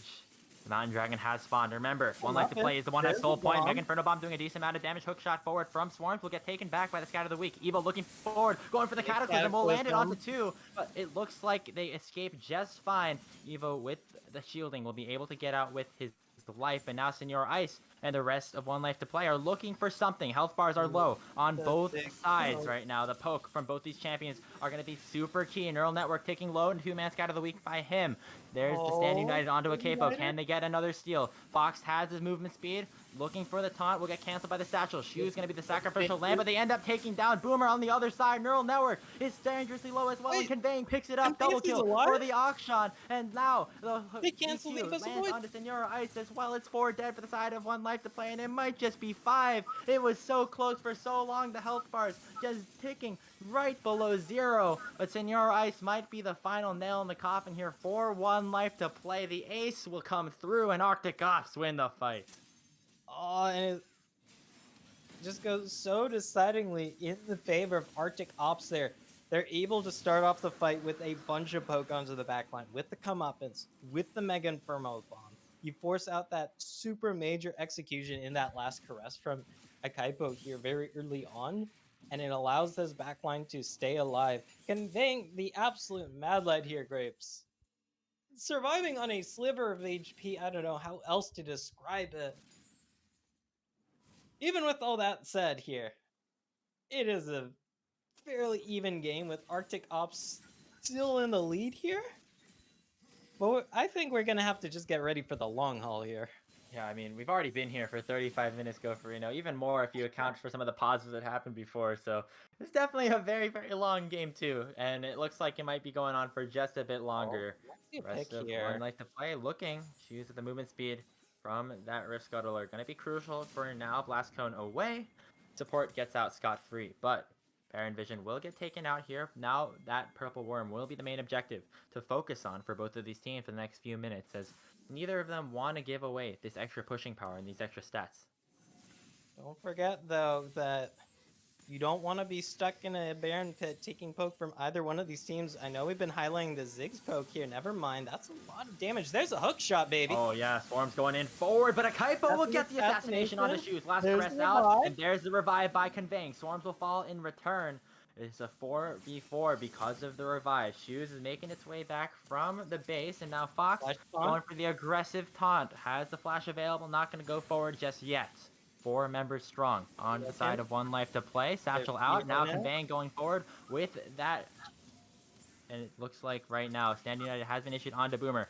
Has a lot of damage with these Mystic shots. Conveying.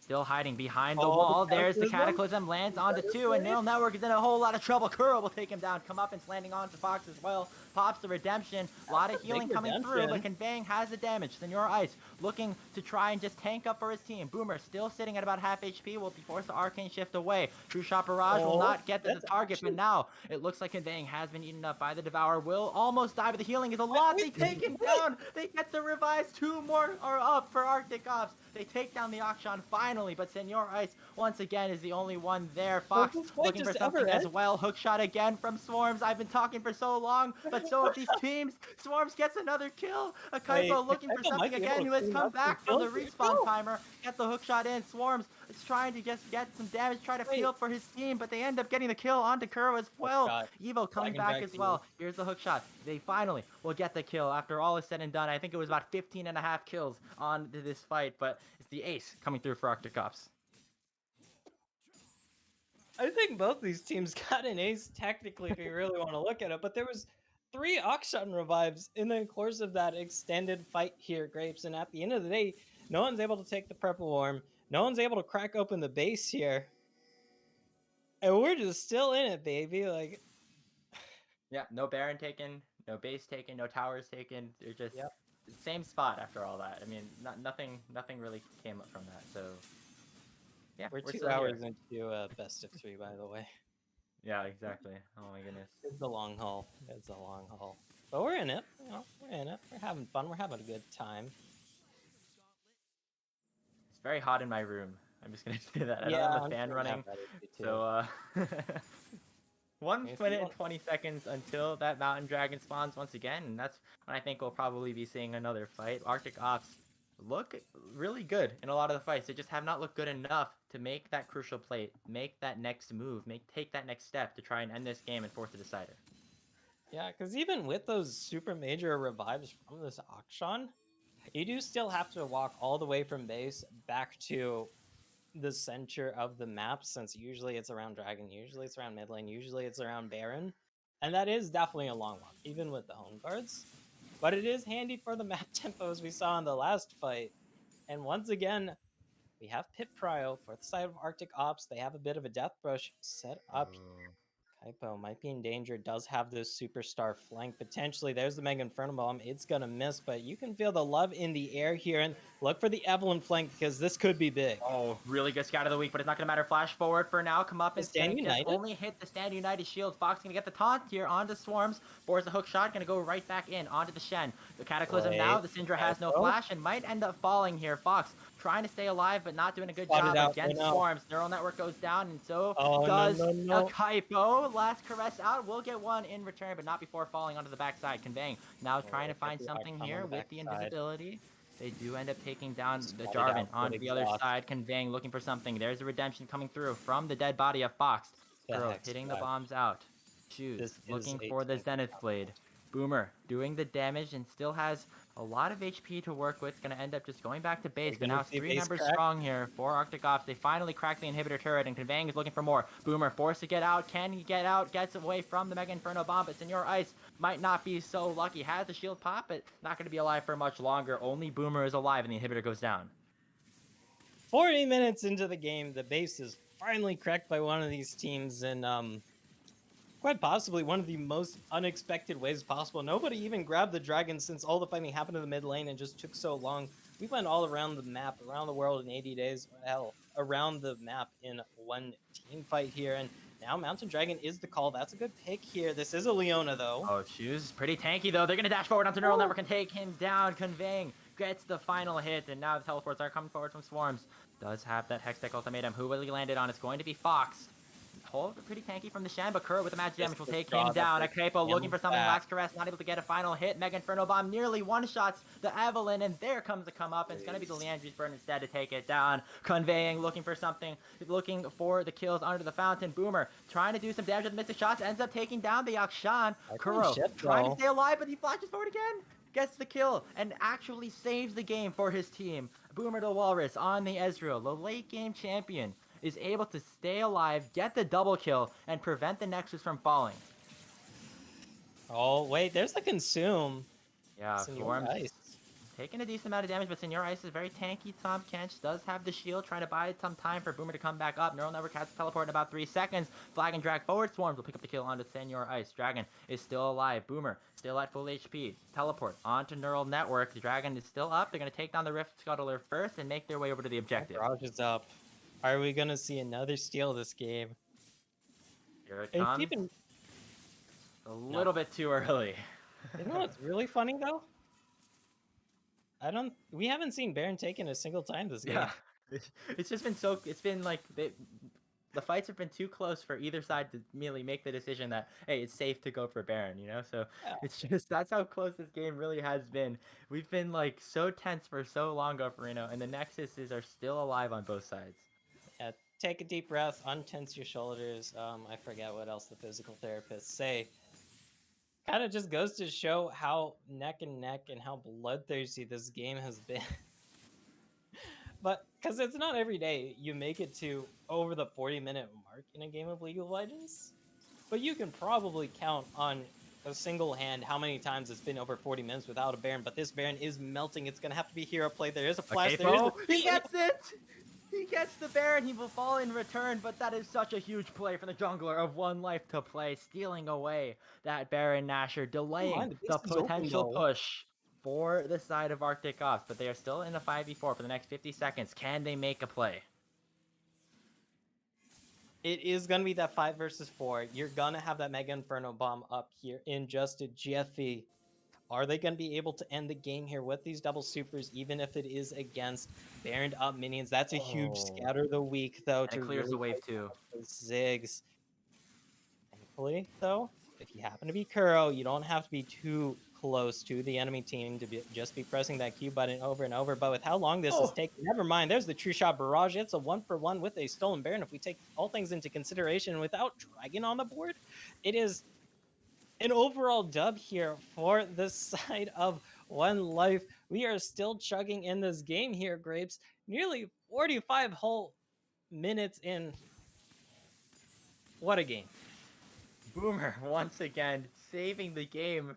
I think if Kuro got like one auto off onto the Nexus towers, they just fall. We're at that late game stage on the Ziggs where he just has, what, like 700 AP or something like that. So just does so much damage to these towers. And instead, it's just Boomer nailing him with that True Shot Barrage, crucially like delaying that game, preventing the push from going through from Arctic Ops. And so now it's them with the Baron buff, finally cracking that mid-inner turret. They're only their second turret of the game, so surprisingly.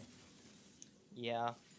And we're reaching this stage of the game, Grapes, where Gold lead literally does not matter. The first several minutes of the game, well, the first 20 to 30 minutes of the game kind of does not matter because even with some of these members, we have this 1-7 Tom Kench, nearly full build. We have this 2-8 Syndra, nearly full build. Like, it's not going to be getting any more hard scaling here if you happen to be conveying at this full build. If you happen to be any other of these full build members here. So these are like the really make or break times of League of Legends that you can't exactly practice for as a team because how many games do you honestly go this late in Grapes? I mean, definitely not too many. The whole point of the whole point of the scrims is you get the early game and then sometimes you FF and the game's over, but you never really get to this 45-minute mark. So there's not a whole lot you can do to practice. It's just gonna be a whole lot down to the just the clutch factor. I think from some of these teams, Boomer the Walrus on this Ezreal sitting at 13-5-6 has been so key to staying alive and keeping his team alive in this game, preventing that crucial game 3 from coming through. So really a big deal for a lot of these players in this game, and they're gonna have to keep trying their best because you got another Mountain Dragon coming up in about a minute, and we know for sure that that's gonna be the last one. Yes. Or it might technically not be if the game ends before it's taken. Bang might be a little caught out here behind enemy lines. Does have that heroic swing, though, to get on out. He's not noticed, though. Oh. He's kind of caught out. Oh, but a Kaipo gets knocked up. There's a Stand United. Last caress back, and he stays alive. Just some ultimates traded. Conveying sitting at about half HP. He'll heal up with the Immortal Shield, though. The bomb does a lot of damage, though. Evo is at about 500 or so HP. And this dragon is spawning in about 30 seconds. He doesn't have a whole lot of time. He's got to heal up off of the Krugs or something. Get back to his jungle very, very soon because Soul is on the line. And at a game that's been so close, just one crucial Dragon Soul could mean the difference here. That X resistance buff as well as the shield with how close these fights are can make the difference. There's the Abyssal Voyage, no knock up, and it's going to be bopped on away. This fight is being pursued, though. Yep, Shoes. Somebody's got to die here. In a bit of trouble here. The taunt will miss, but That's here comes the Solar Flare. Evo, can he find the Cataclysm here? Swarms on the backside, looking for the flank as well. Conveying, gonna get taunted up by Fox, but Fox will go down first. Huge satchel charge as well, coming through from Kuro. And Kaipo takes on Fuse onto the backside. What is going Senor on? Ice, shielding up Neural Network. Conveying coming forward with the heroic swing in the middle of the enemy team, but he ends up falling too early. Swarms coming forward with that ultimatum, and the Kaipo goes down, Boomer goes down, Senor Ice, the only one left for the side of 1Life to play the hook shot forward, that has the to be EQ forward, a double kill for Swarms, and it's been 47 minutes go for Reno, but at the end of the day, no soul, only one Baron, and it's going to be Arctic Ops looking to try and force that game 3. God damn, was that a roller coaster of a ride? 20 seconds until Fox is back up. They are getting minions in now. You won't have to worry about the big carries. You already take down one turret. This should be the game. You gotta like what a game it was. And then the game just ends. Wow. That's all I can say at this point. I mean, it lives up to the final game of the normal season here for Divine League when both these teams could be fighting for a chance at the playoffs. And with how long it's taken, we can see some of the other results coming in. So we can see the rest of the standings in the league here in just a bit when we come back. But I think we need a bit of a breather after that one, Grapes. Oh, don't I know it, Go for Game 2 is a wrap, and it's going to be Arctic Ops forcing that decider here. Game 3 action will come up in just a bit. We'll see which side ends this season with the winning record.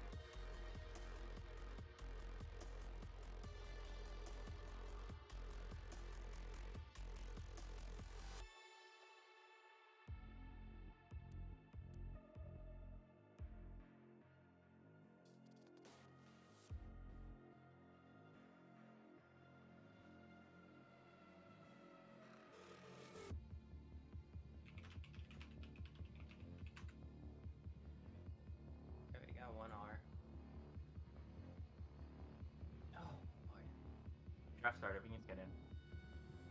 Yeah, you to go whenever.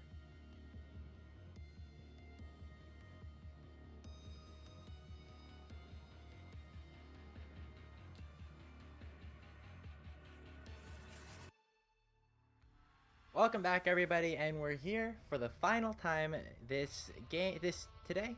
Sorry, it's been a long day. I've been saying a lot of words, and we are here, One Life to Play, going up against Arctic Ops for Game 3 here in the last day of the regular season of Risen Divine League. After a very, very crazy Game 2, Arctic Ops has fought their way all the way back to force this decider. Winner here will lock themselves into third place, that third seed in Group B. The loser still has their fate up in the air. Because Omega Gaming Wildcard did win their series, so at 4-1 they are locked in for that respective playoff spot. However, the other game of On to the Next versus From Ashes Esports happens to be an On to the Next dub. Then we might see some wacky tiebreaker shenanigans here.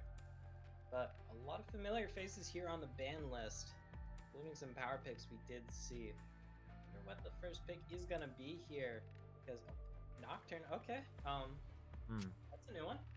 Yeah. After all that, we're just gonna get a brand new pickup here for it's probably going to be a Kaipo onto this Nocturne, just considering the nerfs to the solo lane in the past. The Ziggs, a very easy lock in here for the side of Arctic Ops. This time it will be Kuro once again onto that pick, and it worked pretty well for them in game 1, so we'll see if that happens again. Series here. See how that works out, because we saw how well that J4 worked. Jungle for Arctic Ops last time around. And it's paired with the Ziggs.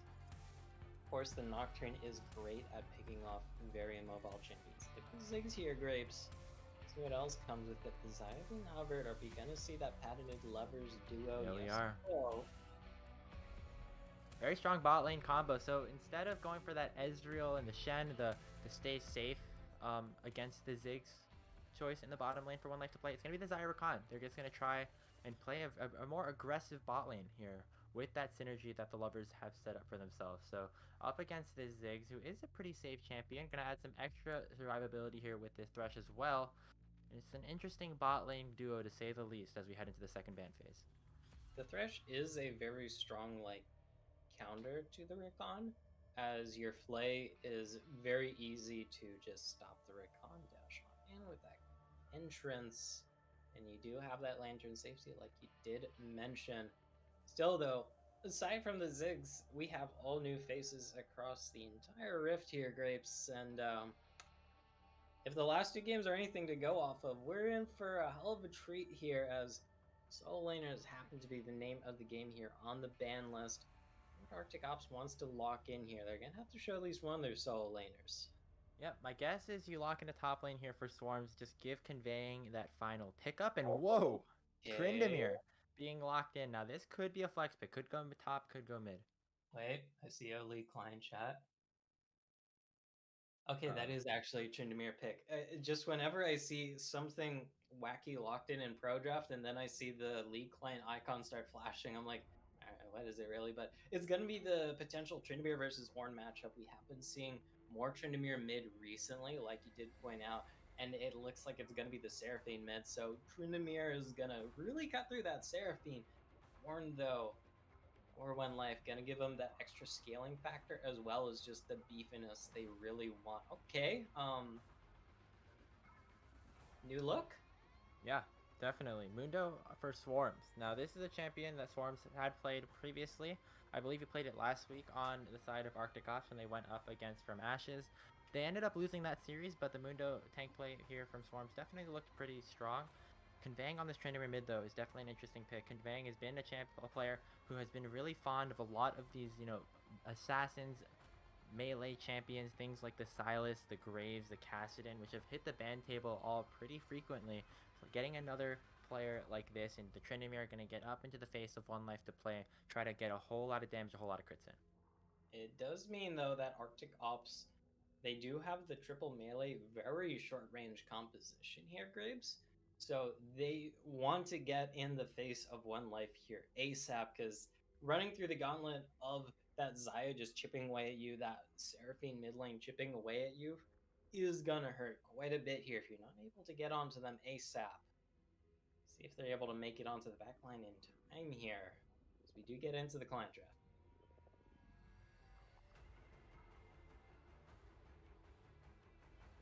Oh, looks like my codecaster might have died. Confirmation here in a second, or if that's just me dying, as my codecaster has just muted on Discord, so that's usually a good sign of something going completely right on the technical side of things. Grapes, if you're speaking, I cannot hear you. We are going to be able to confirm that it is going to be the Mundo top here. 4 Swarms going into that Ornn. A very, very tanky top lane matchup here. Battle of the grass procs, so to speak. So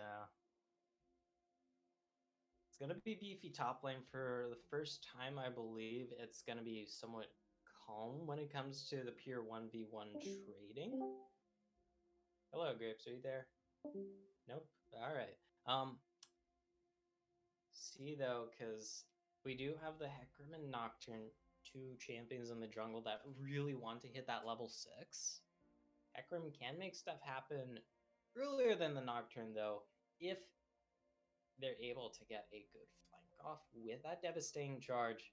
Neural Network as the Seraphine might just be a really juicy target in the mid lane for Evo, combined with Conveying if they really want to get this Tryndamere fed. Yep. All right. Discord is now the thing that is the production issue, as my codecaster is trying to get things to work. Things don't seem to be working. Worst comes to worst, we do things old school in Skype. No, that'd be terrible. Let's hope we don't have to join Skype. Oh, hello. Hello, now it's working. Thank God we aren't going to have to use Skype like some sort of mid-2000s barbarian here. Speaking of barbarian, though, we have Tryndamere mid. Yeah, definitely. Sorry about that, everybody. Hopefully, GoFrino put on a decent show for you guys while I was away. But either way, taking a look at these team compositions, a lot of team fight presence onto the side of 1Life2Play. On the other side, Arctic Ops might be looking for a bit more side laning here. They have a whole lot of pushing power in Conveying and Kuro on the Tryndamere and Ziggs, and it opens up a little bit more possibilities for how these games might end up going out. Because for Arctic Ops, they do have a very upfront team fight for the most part. Thanks to Ziggs and Tryndamere and Hecarim just kind of all really wanting to get stuff done quickly to get an early advantage in fights. Yes, the Ziggs and Tryndamere will be able to stick in it for the long game to do a lot of DPS as well.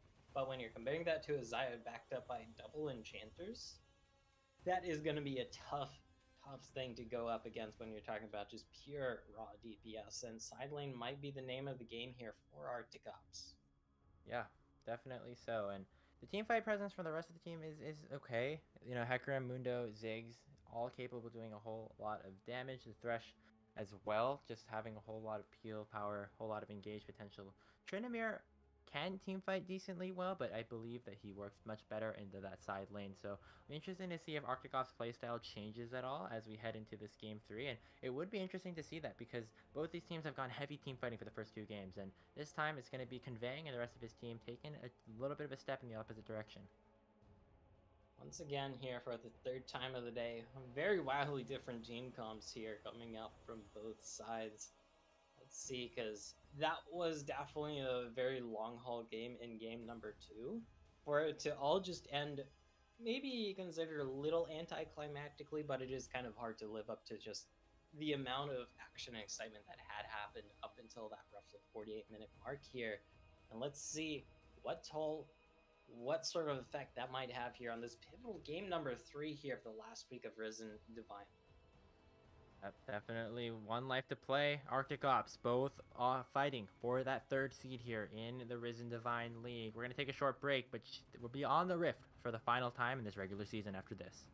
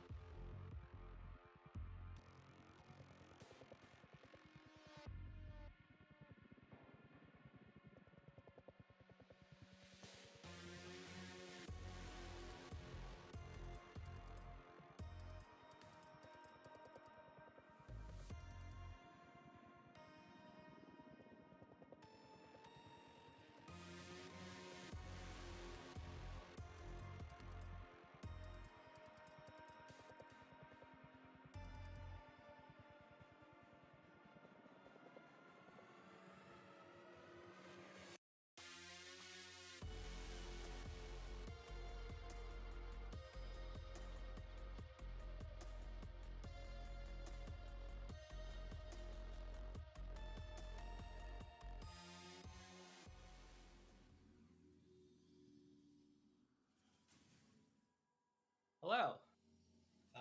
We are back here. Game 3, final time of the night. As if you're talking grapes, I cannot hear you once again. 5-man stack here in the bot lane from both teams, though. Okay. Well, let's hope those Discord issues get sorted out. And nobody dies despite everybody showing up here in the same spot, a la ARAM. Great times indeed. Still some aggressive posturing here from the side of 1Life.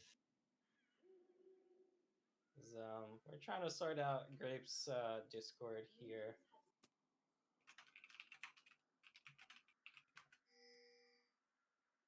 Thankfully, while we're sorting this minor issue out, nothing does happen. Despite all that, hey Grapes, are you here now? Nope, you are not. Because we're just going to try a different Discord channel here. Nope.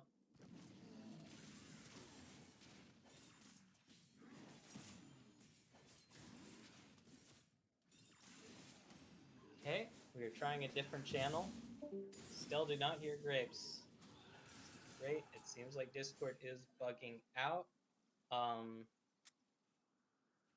I might just be solo casting here for this all pivotal game number 3.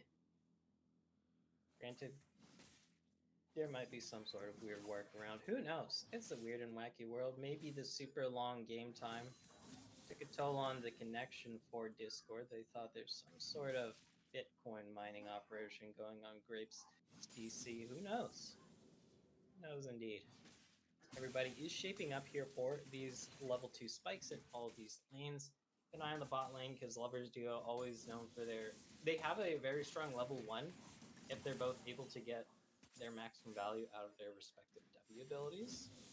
But on the opposite side, I mean, Shoes, Farthest Thresh, and Kuro will be able to have a mean level 2 as well if that Death Sentence does land.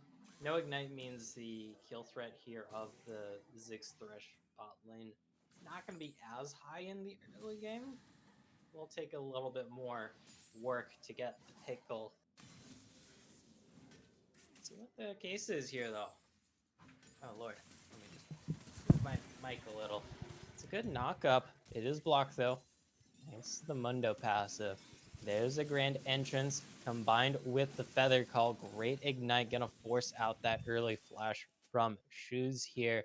That is the power of Boomer Fox to Lovers Duo bot lane. Let's get that big flash down on early. A Thresh without flash has much less engage potential. Does it work now, Grapes? Yes, hello. Hello? You sound really quiet, but I'm guessing you're using a different client. I believe. Okay, hopefully this will work out. Hopefully. Either way, though, 3 minutes in, not a lot of action. Aside from that one all in on the bot lane. Let's see if Fox and Boomer are able to keep this on up to get this Xayah to that outscaling point to become that absolute menace that this 1Life team does need. It is a little interesting, though, being, 4 minutes, nearly 15 seconds into the game. Still no exact action. Reminds me a lot of a game number 1, where there was a decent amount of action early on, but nobody really died of it.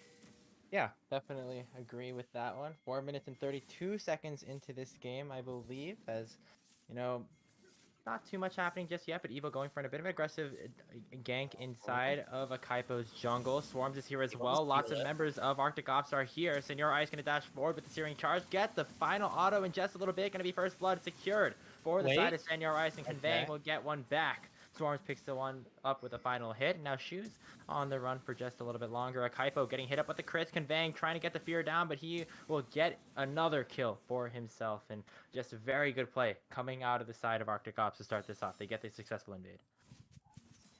2 for 1. They do lose first blood, though, which is gonna slightly balance this out a bit more. But a kill, and it says going to this Tryndamere mid, who can really just snowball so effectively with this early influx of gold. the Berserker Greaves to give this Tryndamere for conveying that extra wave clear and prio in the mid lane, as well as the mobility to get on top of this very slow Seraphine. Never mind, we have a gank in the bot lane. Look for the death sentence. The dash on out should make this bot lane more than safe. Yep, that's the power of the Zyricon. Has a lot of extra range to dash in and dash out, and so Evo is not able to get that kill down successfully. That's just going to help the rest of his bot lane push the wave in, maybe look for a bit of a reset. So, about 6 minutes into this game, just about to hit that mark. It's about a 500 gold lead for the side of Arctic Ops. Very solid position from them off of the invade here, and Conveying is in a very good spot with that Tryndamere getting the early kills, getting the early boots, and could potentially be a real menace in the side lanes if things keep going the way that they are. Oh god, don't remind me of what a fed Tryndamere can do in the side lanes. I mean, even a non-fed Tryndamere is just a royal pain to deal with in the side lanes because, yeah, you put the Tryndamere behind in lane, but the Tryndamere is like, all right, I'm going to just AFK split push in a side lane and continuously just force you to deal with me no matter what while I shred through your turrets, and you're like, okay, we're playing this game again. Another potential gank here. Swarms might be in a bit of trouble. It is still very tanky though. Kaipo not showing himself just yet, so gonna keep sitting here, maybe looking to try and get to that paranoia or something like that. Here's a call to Force God, gonna knock up the Mundo. The Kaipo now trying to look under the tower. The tether will not connect. Swarms will get out with his life. And the maximum dosage really able to help Swarms get on out of that. While both supports are hovering around this mid lane, I don't think we're gonna see anything too feisty here in the mid lane. They'll set up for this early dragon for the side of Arctic Ops. We're more than happy to grab a little bit of this early gold influx. No crazy steals here, it looks like. So Arctic Ops will pick up this first mountain dragon of the game, add some extra resistances. And right now, they're in a very good spot in this game. As you know, they have these snowballing lanes here in the mid lane. They have the Ziggs just farming up. Yeah, the Mundo is going to be pretty tanky. Now, just going to be the Mundo. Paranoia. Maybe not so tanky enough. A Capo coming forward with the Paranoia picks up the kill on the Swarm. It's now 2-2, even score. Nocturne as well getting that gold. Gonna be happy to be grabbing that on up. Help this Nocturne snowball. Despite the more bruisery build we see nowadays with the Strikebreaker and Steric, still more than enough to assassinate squishy backline members. In this case, literally only going to be Goro as the Ziggs. The other members, not those super squishy. Very, very close game in the early game, which is what we've been seeing for this entire series go for Reno. And now, with the Rift Herald started up, it's going to be Conveying and Evo looking to try and punish a Kaipo here. There's that dash forward. Evo picks up the kill onto the Nocturne. And right after that, Nocturne able to get that one dub with that kill. Going to be put on the back foot once again. Now 1-2-1. Still positive. Nocturne hates it when he is, I guess they are put on the back foot. I don't know. I think Nocturne's they, them champion in terms of pronouns. That aside, though, 1-2-1, not a good spot.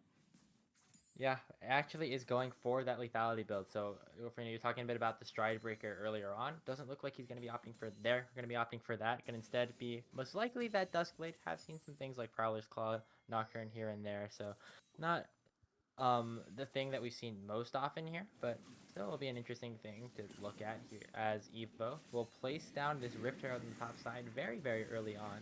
And with Swarms pushing the wave in, they will be able to get a very, very nice chunk of gold over to themselves.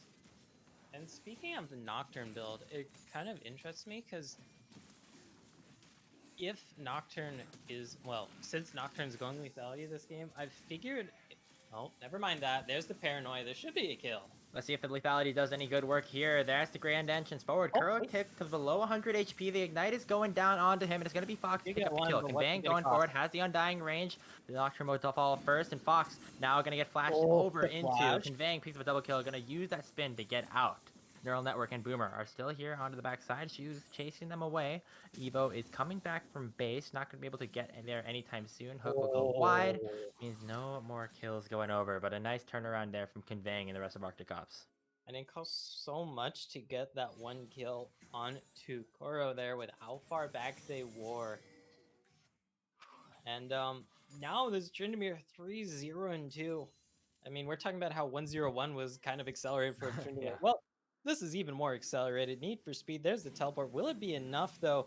The ultimate is available. There's the Ornhorn. Yeah, and Shoes goes down first. Nice encore as well onto Conveying, who does not have that undying rage. Senor Ice forced to flash away as Kuro has joined the fight. Onslaught of Shadows forward, a beautiful fear. Going to take almost Senor Ice down. The final Q will do it. And now Conveying and the rest of his team going forward. Conveying is with 1 HP. Still manages to survive as Fox. Will go down. A triple kill for Evo. Can it be the Quadra? Neural Network will flash away to prevent that from happening. But a nice turn of events there from Arctic Ops. Looked a bit dicey. A lot of low health bars, but at the end of the day, Evo picks up the triple kill and Arctic Ops win the fight. And Heckrim is another champion that can snowball effectively. Mega Inferno Bomb is just about available here in a second. Might be able to finish off the kill onto Neural Network. I don't think so. We'll see. We'll see. No. We're good. Into the clear now. What a hell of a ride. There's now a Gale Force on this Tryndamere, so good luck running away from that. There's the Paranoia. Good luck running away from this, I guess. Oh, yeah. Satchel Charge will send him right back into Kuro, and one more auto will do it. Akapo picks up the kill. Second kill of the game for the Nocturne. He's dying a lot, but he's making a decent amount of plays around the map as well. Whew. And it is a definitive lead, though, so far here for the side of Arctic Ops. There's an ultimate available. Yeah. Yep. Fun and interactive. My goodness.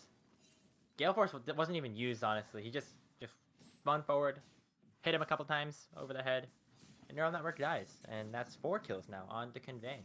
Conveying has been such a crucial part of this Arctic Ops team. Been very important in all of their wins and in all of their losses as well. And so now on this carry potential again on the Tryndamere. Very, very exciting to see.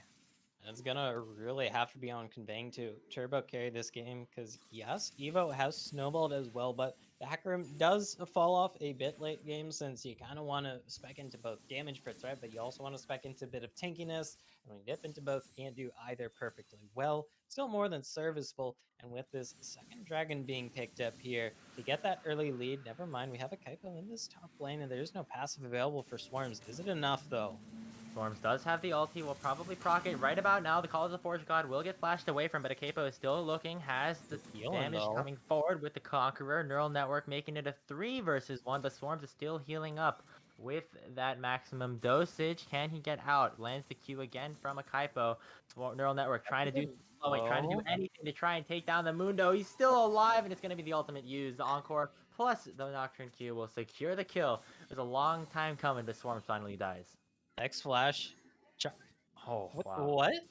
That was yeah, that was the satchel, but that was like very frame perfect or just extremely lucky. Either way, though, that is a big clutch save from Kuro to stay alive as the Ziggs that we saw was so crucial last game. Even though that Ziggs wasn't super far ahead, we're like, okay, yeah, the 2-1 and 2 Ziggs or whatever the scoreline was. It's been a long night. Never mind that, as we have even more scuffling here. That was a very aggressive roam there from Shoes. Level 6 Thresh trying to counter this Nocturne into the blue buff, and it ends up working. They're just too scared of Conveying, who has now made his way into the inner turret, is able to take down those wolves as well, and it looks like Akapo is just unable to take anything in his own jungle. It's going to be Evo running havoc all over the Rift.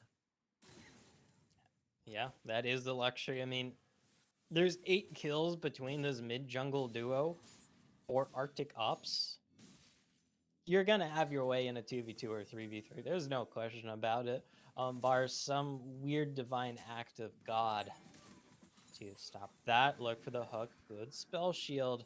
As red buff gonna be the name of the game here. Where's the knockup? It's gonna miss. Grand entrance just gets dodged away from the nice play from Shoes to disengage. So Fox unable to get that engage onto the bottom lane. So instead it will just be the rest of Arctic Ops backing out for now. main focus most likely going to be that third dragon of the game, that Cloud coming up in less than 3 minutes, but now Swarms pop the ultimate again, looking for the kill onto Senor Ice, and huge damage coming out from the grass procs, and Lauren will be forced back under his tower once again. And look at that scoreboard right now, because it's 6-9 in kills, but that doesn't really tell the full story here, because the dragons, the sheer gold lead, the turret lead, the CS leads for several of these laners. This is such a dominating lead, and we're only 15 minutes in here, Graves. This next dragon fight is going to be such a nightmare to deal with if you happen to be the side of 1Life. Yeah, I mean, 6,000 gold lead at 15 minutes is not where you want to be if you are 1Life2Play, who had such a great game one. They won that game, I'd say, fairly convincingly. There were a couple of moments where Arctic Ops looked like they might have had the opportunity to try and come back, but, they looked pretty good there. And from then, it's been that coin flip, crazy game of a game two, and now they're very, very far behind. They're going to have to try to make some plays like this one. Fox has popped the quickness, going to land the knockup onto Shoes. Here comes the Paranoia forward, and the Thresh pops the stopwatch very early, and Kuro one-shots the Nocturne. Fox is going to be forced to flash away as Evo's looking for the kill with that engage, looking for more Swarms, still alive with the health. Conveying finally reaching the fight with that unstoppable force. Double kill picked up here. Boomer onto the backside though. Conveying looking for something. Has the Undying Rage to get the kill onto Neural Network onto the backside. Now just forced to get away. Will get out with his life. Nice Gale Force as well. Conveying refuses to fall. And 4 are dead for the side of 1Life2Play. It might be 5. Senor Ice onto this Orin. Pretty low HP. Kuro looking for the kill and will get it with the final bomb. And it was one hell of an effort from 1Life there. They were just so far down. They weren't able to get that immediate pop, and then it just kind of felt like everything was over when Conveying did arrive there in that fight. But all things considered, that went a lot better than expected. Still on the back foot, though, is 1Life, and they are going to have to make something happen here very soon, because we're getting to the point where Conveying is just going to be sitting in a side lane, AFK pushing and killing anyone that tries to come and contest them here, Grapes. One good thing there for 1Life2Play, even though they did end up losing, I believe, 5 members into that fight, they got a double kill onto Boomer, and Boomer is going to have to be the carry in these fights for 1Life2Play. She has the Feather Storm to try and get away from Conveying onto the Tryndamere if he dashes in. So for Boomer, she's going to have to keep doing the damage, getting the peel from Neural Network, from Senor Ice, even from Fox a little bit. Going to have to be the primary damage dealer unless Arctic Ops takes the series. Yeah, because this is now a 2.5 item Tryndamere. The Nabori Quick Blades is just so disgusting on Tryndamere. It's a item that we barely ever see at all this season because it just tends to be too expensive. You can't buy it early because you need enough crit, but Tryndamere absolutely loves it for the CDR on that dash. Speak of the devil, can he 1v3? Let's see if he can. Pops the Undying Rage, make it a 1v4 as Boomer has joined the party as well. Oh, it's a little bit too many people. Shutdown going over to Boomer. A very crucial amount of gold going to the main carry of 1Life2Play. Does cost the dragon though. We see this Rip Trail Priest in the bot lane, so it's going to be a massive gold pickup. Won't be enough though, because they lose a lot on the bot side here. More shutdowns being fed into Boomer Zaya, who we saw was so crucial for keeping them in last game, and this is a kill. Hippo just goes down, and there's the bomb from downtown. Double kill going over to Evo, trying to realize why that champion was banned so many times. Make it a triple, and it's about to be a quadra as well. Senor Ice, where are you? Give him the penta. Come on. And right when there was a little bit of light showing in the tunnel here for 1Life, it just gets dashed immediately with that collapse on the bot side. The Ziggs once again able to drop that Mega Inferno Bomb from so many screens away to help secure that bot lane skirmish. And this is an open base pre-20 minutes, because keep in mind, we didn't see the base cracked until 40 minutes last game. This is such an accelerated game. 9.2k gold lead for the side of Arctic Ops, fighting all the way back. They were down pretty heavily in that last game. They were at Soul Point in game 2, could have the potential to be swept away, but they kept their heads down. They kept playing well, and now They're on the verge to locking in this third seed in Group B. Very crucial when you consider the playoff implications again that this series may have. Baron has just spawned at 20 minutes, and already Arctic Ops looking for it. You have this super fed Trindamere who can shred through it. You have this giga fed Hecarim who can also just melt through it. This Baron's already almost dead. What can you do contest it? The Paranoia is available, but it's going to be a one-way trip for sure. Where's the Paranoia, baby? You need the wombo combo somehow. It's going to be Evo to pick up the Baron, and they end up getting 2 kills on the other side for 1 life to play. But here comes Conveying, still at a very, very comfortable level of HP. A Kaipa will fall on the other side as Swarms will land the kill with the Cleaver. The final shots will come through Conveying with the final crit. A double kill for him, a double kill for Evo, and the ace for Arctic Ops. Oh, and that is a 20-minute Baron as soon as it spawns. We have this bot lane inhib still open. Baron up minions gonna help these Fed members. Well, okay, the Fed mid jungle duo. Storm is strong too. Hey, not bad. Not as strong as 717 and 1134. 2 inhibs though broken open here at 21 minutes into the game. This series probably all but over for the side of 1Life. After all that, after the crazy long first 2 games you go for Reno, we're gonna get a very, very short one, it seems, for Game 3. A near insurmountable lead for Arctic Ops. They're up about 14,000 gold with the Baron buff to their name, and they're still going strong, trying to get this final inhibitor turret. It's going to be the grand entrance from Fox. Kuro might be about out of position with a nice satchel charge to get out with his life. Conveying already popped the Undying Rage. Will actually fall. Shutdown going over to Boomer, but the health bars are low for the side of 1Life to play. Kuro will pick up the final inhibitor tower. Senor Ice ticking very, very low. Not able to fall just yet. One more bomb would do it, but the searing charge is going to be the auto from Shoes to take down the kill. Now Neural Network is getting chased after by the Mundo. Doesn't have the ulti, so not a whole lot of healing. It will be Neural Network getting another kill. Shoes falling as well. And now is Kuro is actually on the run, but Evo was not in the fight the entire time. Here comes a Hecarim. Here comes the strongest member of Arctic Ops. Gets one, gets another as Kuro will get the final hit. And now it's Boomer up against a 1v2 into his own base. Can they do anything about it? No root. This should be the dead Zaya. It is. What can this Nocturne do on the back end? Oh! Almost gets the final hit, but instead it's just a capo. Accepting his death at this point, Evo picks up the ace. Final inhibitor of the game will go down. And now it's just the Nexus turret standing between Arctic Ops and a 2-1 victory here at Risen Divine. Kuro will get sniped by the Call of the Forged God. And now Evo cannot take this space by himself. He'll walk away and save it for another day. It's probably just going to be the next fight here, because 3 inhibitors down this early on. They're about to pick up Cloud Soul here on spawn. Like, it's been one hell of a fight from 1Life. Don't get me wrong, Grapes. And despite the massive goal differential we see, like, we see some glimpses of hope, but with how far behind they fell early on, it's just a matter of too little too late, it feels, despite how big some of these too little steps might be. Cloud Soul picked up for the side of Arctic Ops. The nail in the supposed coffin here for 1Life to play.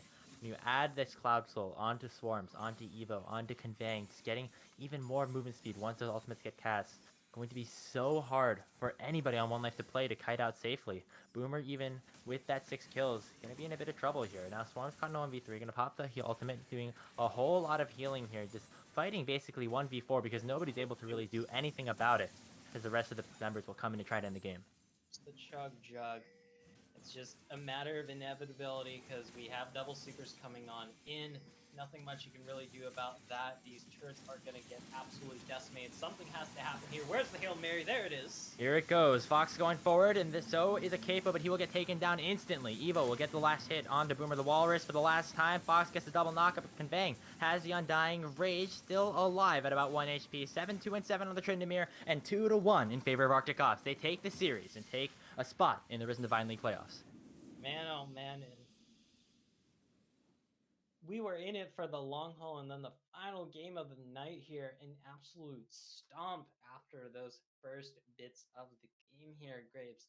Arctic Ops able to just keep their head in this entire series despite their near comeback in that game number 1. Despite how long the first 2 games were, they're able to keep their heads in the game. They're able to secure their spot into the playoffs here. And now it just comes down to the question of, will One Life be able to make it to playoffs? Yeah, and they've looked really strong for a lot of the season. We kicked off this Risen Divine League stream schedule with 1Life2Play taking down onto the next in a very, very critical and very, very simple 2-0. And so it would be a bit of a shame if we did not end up seeing them moving forward. But they did have a lot of strong moments throughout the game. Boomer the Walrus especially carrying his team in a whole lot of different aspects. But at the end of the day, it was not enough for them. You gotta just shout out Octocops for fitting a really good series.